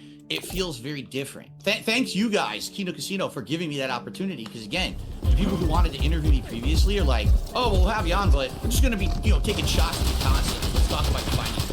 PPT started to do a regular show with Phil about their shared love of wrestling, and Phil would appear on the casino as a guest to hit back against one of his other long-standing internet enemies, Ethan Ralph. Ethan planned to hold a DSP festival and made a promo video for this event, but sadly shortly before he filmed this video he was beaten up by a bouncer for groping a woman who had a broken hip, so was heavily medicated. This promo was basically just him quietly rambling in a black and white video for 6 minutes with the audio completely cutting out from time to time. Unsurprisingly, the festival didn't actually go ahead. Ethan had been making content about Phil on and off for a long time, but now the power dynamics had changed and Phil had the backing of the casino. So they all dressed up like the Ghostbusters and did a live stream where the detracted became the detractor. DSP, who had once shied away from confronting his trolls, was now emboldened to unleash his full potential and dropped hilarious bomb after hilarious bomb on Ethan. When he walks onto the sidewalk, does a snail grab him by the foot and body slam him into the middle of the fucking road? Like,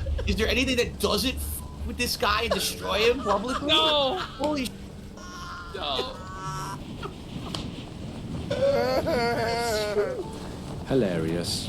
Philip was an internet sheriff laying down the law on the degenerates that once mocked him, and the more that the casino laughed, the more that he came out of his shell. The cherry on the cake for this live stream was that ReviewTech USA had deleted his main channel of over 1 million subscribers. What more could DSP ask for? His two main enemies had been felted and he made two new friends. Friends that would go on to do a celebration stream in honour of ReviewTech deleting his channel. But was Rich really his enemy, and were Kino Casino really his friends? Rich had been warning Phil for a long time now that one day the casino would betray him, but Phil ignored this, as he was lost in the fog of triumph and adulation, unable to see the truth of his predicament. I kept making meaningful content. I stayed the course, being who I wanted to be, and now 10 years later, that's coming around. Oh, Phil is actually based. He's been studying, he's done it all the time. Everyone knows up about it. Now we're watching Phil is all right? What You gotta be a man about it, and you have to stick to your guns, and eventually maybe karma will come back to help you rather than bite you.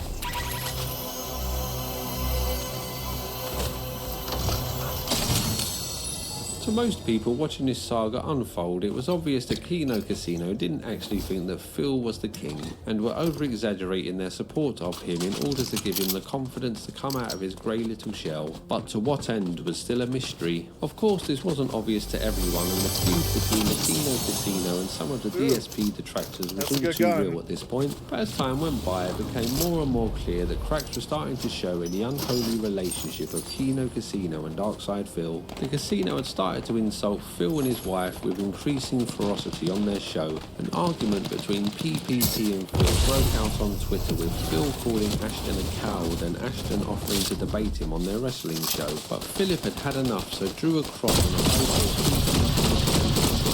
He would no longer be appearing on the wrestling show. This show had been going for 8 weeks, with PPP being the main reason that people had watched it, but now Philip would be going it alone. This was the end of the blossoming friendship, a short-lived love affair that had now turned sour. Phil had cancelled PPP on the wrestling show shortly before it was due to begin, so Ashton joined another live stream to vent his frustration. He's comfortable about lying about WWE champions and spending tens of thousands of dollars a month while his wife goes about a honeymoon, while his wife goes about a vacation, while his wife goes part-time at Best Buy, but he talks about how he loves his wife.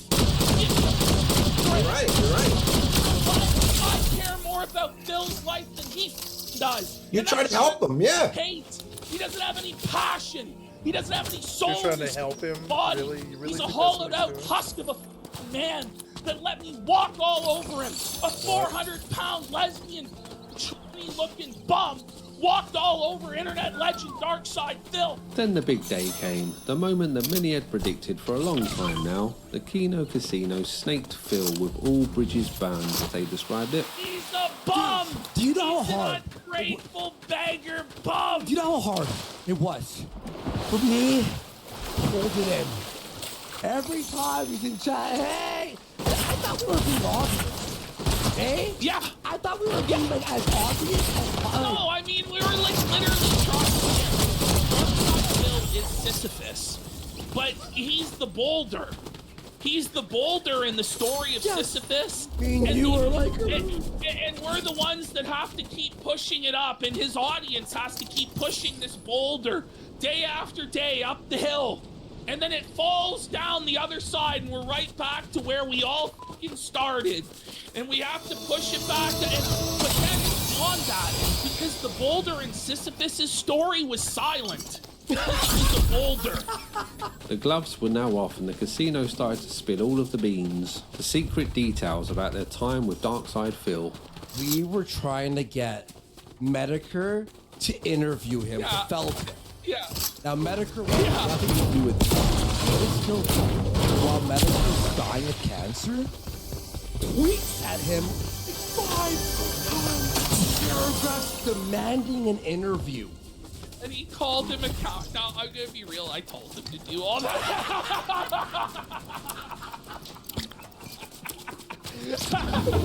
I told him to do all that shit. He did it. Yeah, I said to call Jim a coward, say he's a pussy and he's afraid to face you. That's so demonic, bro. Before it's too late. They claim that DSP is secretly gay and would get drunk on business meetings with them and ask to see Andy Warski's muscles, and that Phil called Andy his gaming soulmate. Lovely. They also claim that Phil is very difficult to work with due to him making excuses as to why he had to cut streams short, only to spend hours in the live chat that DCP was in close contact with Phil, said that Phil would drag him into the daily drama of Phil's life, and he many messages with DSP that he was released to the public so long as they then speculated that Phil lied about his wife having cancer in order to get out of live streaming with them. The once friends were now bitter enemies engaged in a very public war, a war that would end up into some unexpected places. The casino were now DSP detractors, spending hours deconstructing his every word, ripping his life into pieces and reforming it into an entertainment product for their paid customers. I'm going to be honest, the next part of the story baffles me slightly, but for some reason Phil thought it'd be a good idea to team up with his long-standing enemy, Review Tech USA, the man who had spent a decade being one of Phil's more well-known detractors, the man who got under Phil's skin so much that he teamed up with the Keno Casino in the first place, and the man who no longer had any poker chips. This is the man that he chose as his ally to destroy the Keno Casino. It's a bold strategy. Let's see how it works out for him. This once unthinkable partnership, this once-in-a-generation crossover, was arranged to take place on Phil's channel, where DSP would reveal the messages between him and the casino. Phil was 15 minutes late to his own live stream and mistakenly muted the music so his viewers were left in silence watching his poorly made graphics. Phil did eventually join the live stream, but then Review Tech was late, so we wait for another 15 minutes. Then he eventually joined the live stream, but sadly they were both muted, so we were just left to admire Review Tech USA's background of Bill Gates with a bird for some reason. Not after the best start, but these problems were fixed in due course and the big moment came. Philip Brunel unveiled his master plan, a plan so ahead of its time that most mere mortals can't even comprehend it, a plan so advanced that a human brain can barely even begin to perceive the intricate web of deceit, a plan so intelligent that it seems almost unbelievable. So Phil compares himself to a king snake, a snake that he claims tricks other creatures into its den before devouring them. He then produces a briefcase from under his desk. Inside this briefcase were some poker chips and a photo of the hosts of Keno Casino shirtless. He then declares that every time that he exposes them and proves that this was all part of his master plan, he is going to take some tips from the case. Phil's show is called the Level 1 Podcast, but tonight he renamed it the 666 Podcast. He then proceeds to claim that this is all part of a multi-year plan to felt the casino. But sadly for Phil, the man that he thought was his ally in their shared struggle against the casino was actually a snake in the grass. Like, what I think you're doing now, as a matter of fact, I guarantee what you're doing now, is because you know that this is disastrous for you, that you're trying to be like, aha, all along, it was my master plan. It was not your master plan, Phil. It wasn't. Crushed. And look, that's fine, but I'm just not going to believe it. This couldn't have backfired any worse, could it have? Like, what was he doing? The 4D chef now had immediately backfired in his face, but he was unfazed to continue to lay out the details of his master plan, which included lying to the Keno Casino about his wife having cancer, his mum being sick, and his pet rabbit being on death's door. He claims that he told these lies in order to get out of doing live streams with Keno Casino. But the point I'm making here is man. I basically manipulated them as much as I could to make them do what I wanted. I got what I wanted. And then when I knew they were going to eventually turn on me, because we all knew that from the get-go, right? We knew they were going to turn. That's kind of just gross, too. Yeah. Family members were sick to get out of doing things with them. Oh, it's... You know?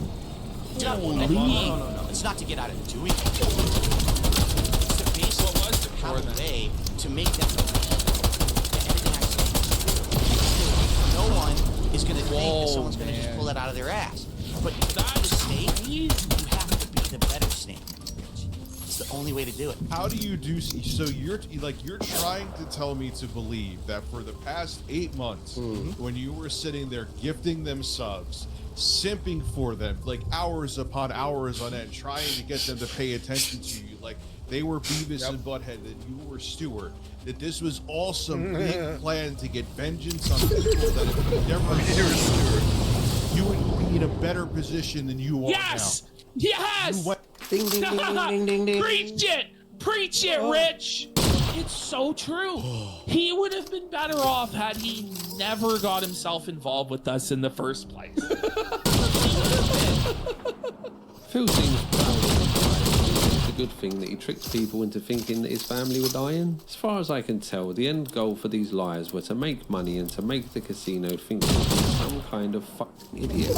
These are his words. This felting had us worked out how DSP kept trying to go over the messages with review tech, but Rich was resistant to this idea and seemed to be siding with his enemies at Keno Casino. So Phil kicked him off of the live stream and continued on alone, going over the messages with him and the casino. Phil claims that PPP may be gay and has feelings for DSP. In case you were wondering, Phil didn't remove any of the chips from the briefcase during this 4-hour live stream. I think this might be one of the biggest backfires. Oh yeah, I think it really is. And I think long term, it's really going to backfire. And at a certain point, he either needs to like backpedal on this and admit the truth, or the only other thing he can do, which is I think what he's going to do, is he's going to double down on this stuff and join forces with Ralph and Mersh. I don't think thinking that he can still get a W. I mean, I didn't really think he was going to leak these DMs, but if this is the path that he wants to choose, he may as well get Ralph and Mersh on there, because what credibility does he even have left? Dark side to it, the fact of being the outcast of the ground had fallen and he was dead.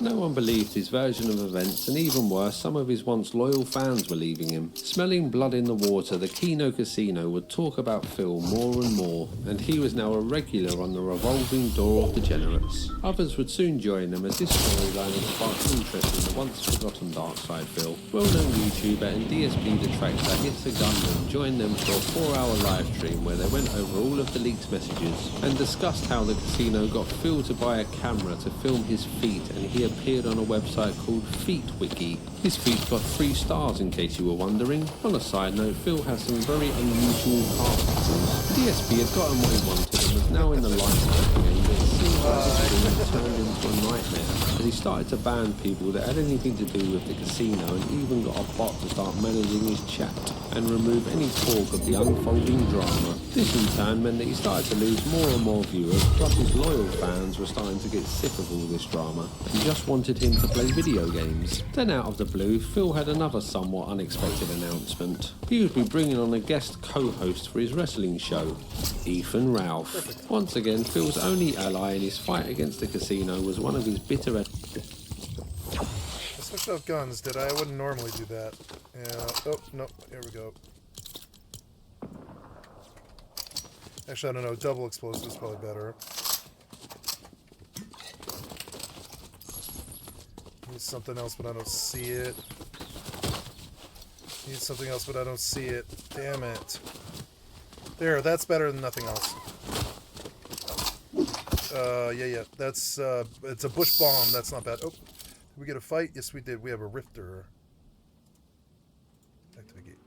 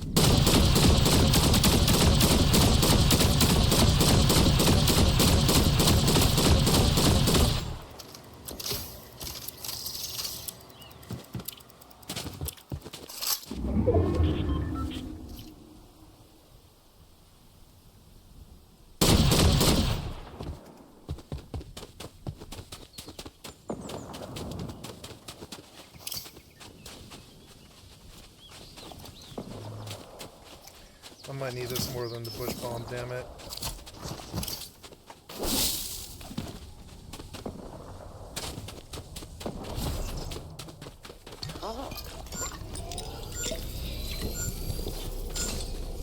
Oh no.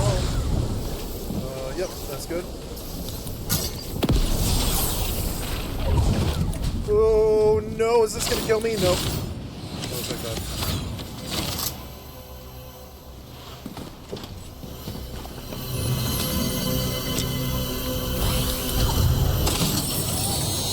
Didn't do anything.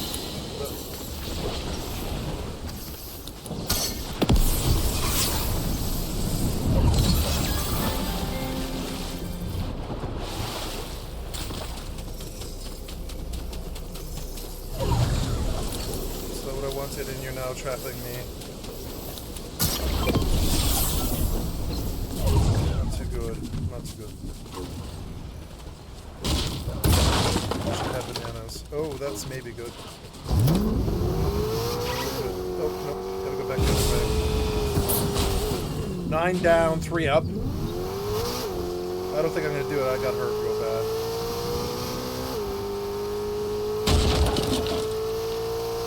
Look around for something to heal me. Nothing at all, son of a bitch. Nothing at all. Oh, you dirty whore. Oh, there. That's good. That's good. That's really good. I'll take that.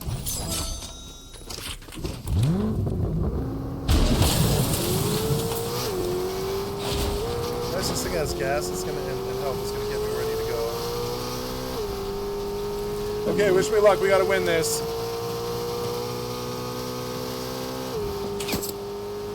You missed.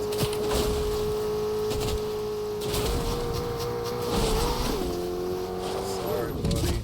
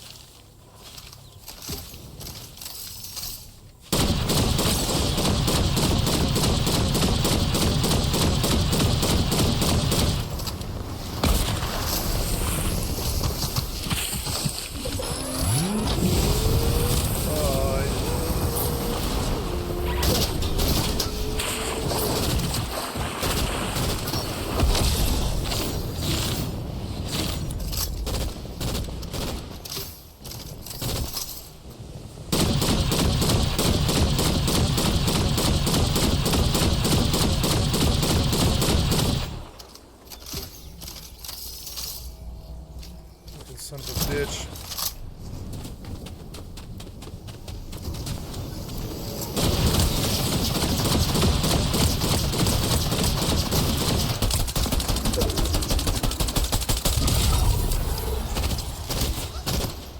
Please reload.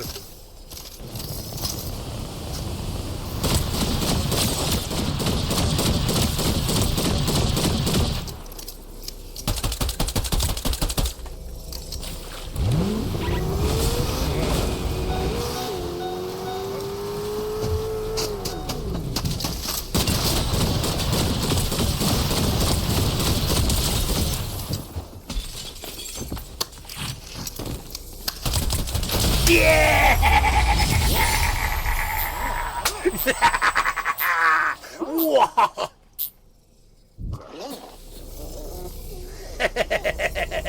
Door, where's a window? Sorry, window, can't shoot. No, the window, I'm vaulting, no. I knew it. I was like, I'm gonna kill you, I'm gonna kill you. Yeah, good to get 2 wins tonight. Gonna go to bed now. Good to close on another win. Oh yeah, baby. Enter sleep mode and close Fortnite. I lost to Tristan right at the end there. I still won the match though, bitch. I still won the match. Do I have a Tristan nearby? Let's see. Do I have interest in ally?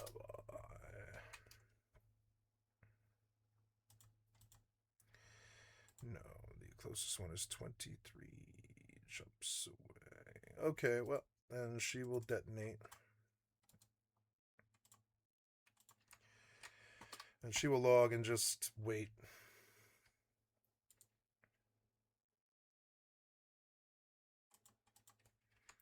Yeah. I love ending on a win. Everybody's in bed but me. I love you guys. Go to bed. I love you guys. Don't stay up all night playing Fortnite and Horizon Forbidden West and Dragon's Dogma 2 and fucking Gloria Victis and fucking EVE Online. Like, just don't stay up all night playing video games like me. Don't be like me. I love you guys. I'm going to bed.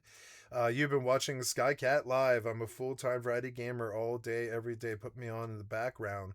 Click on the cat's face to donate. Come to the Twitch or the YouTube. Give me a like, sub, or a follow. Thank you so much for your time. I'll be back tomorrow after I wake up late, walk 5 miles, get on, kick some fucking ass like usual, and go to bed. I love you guys. Bye. So I will record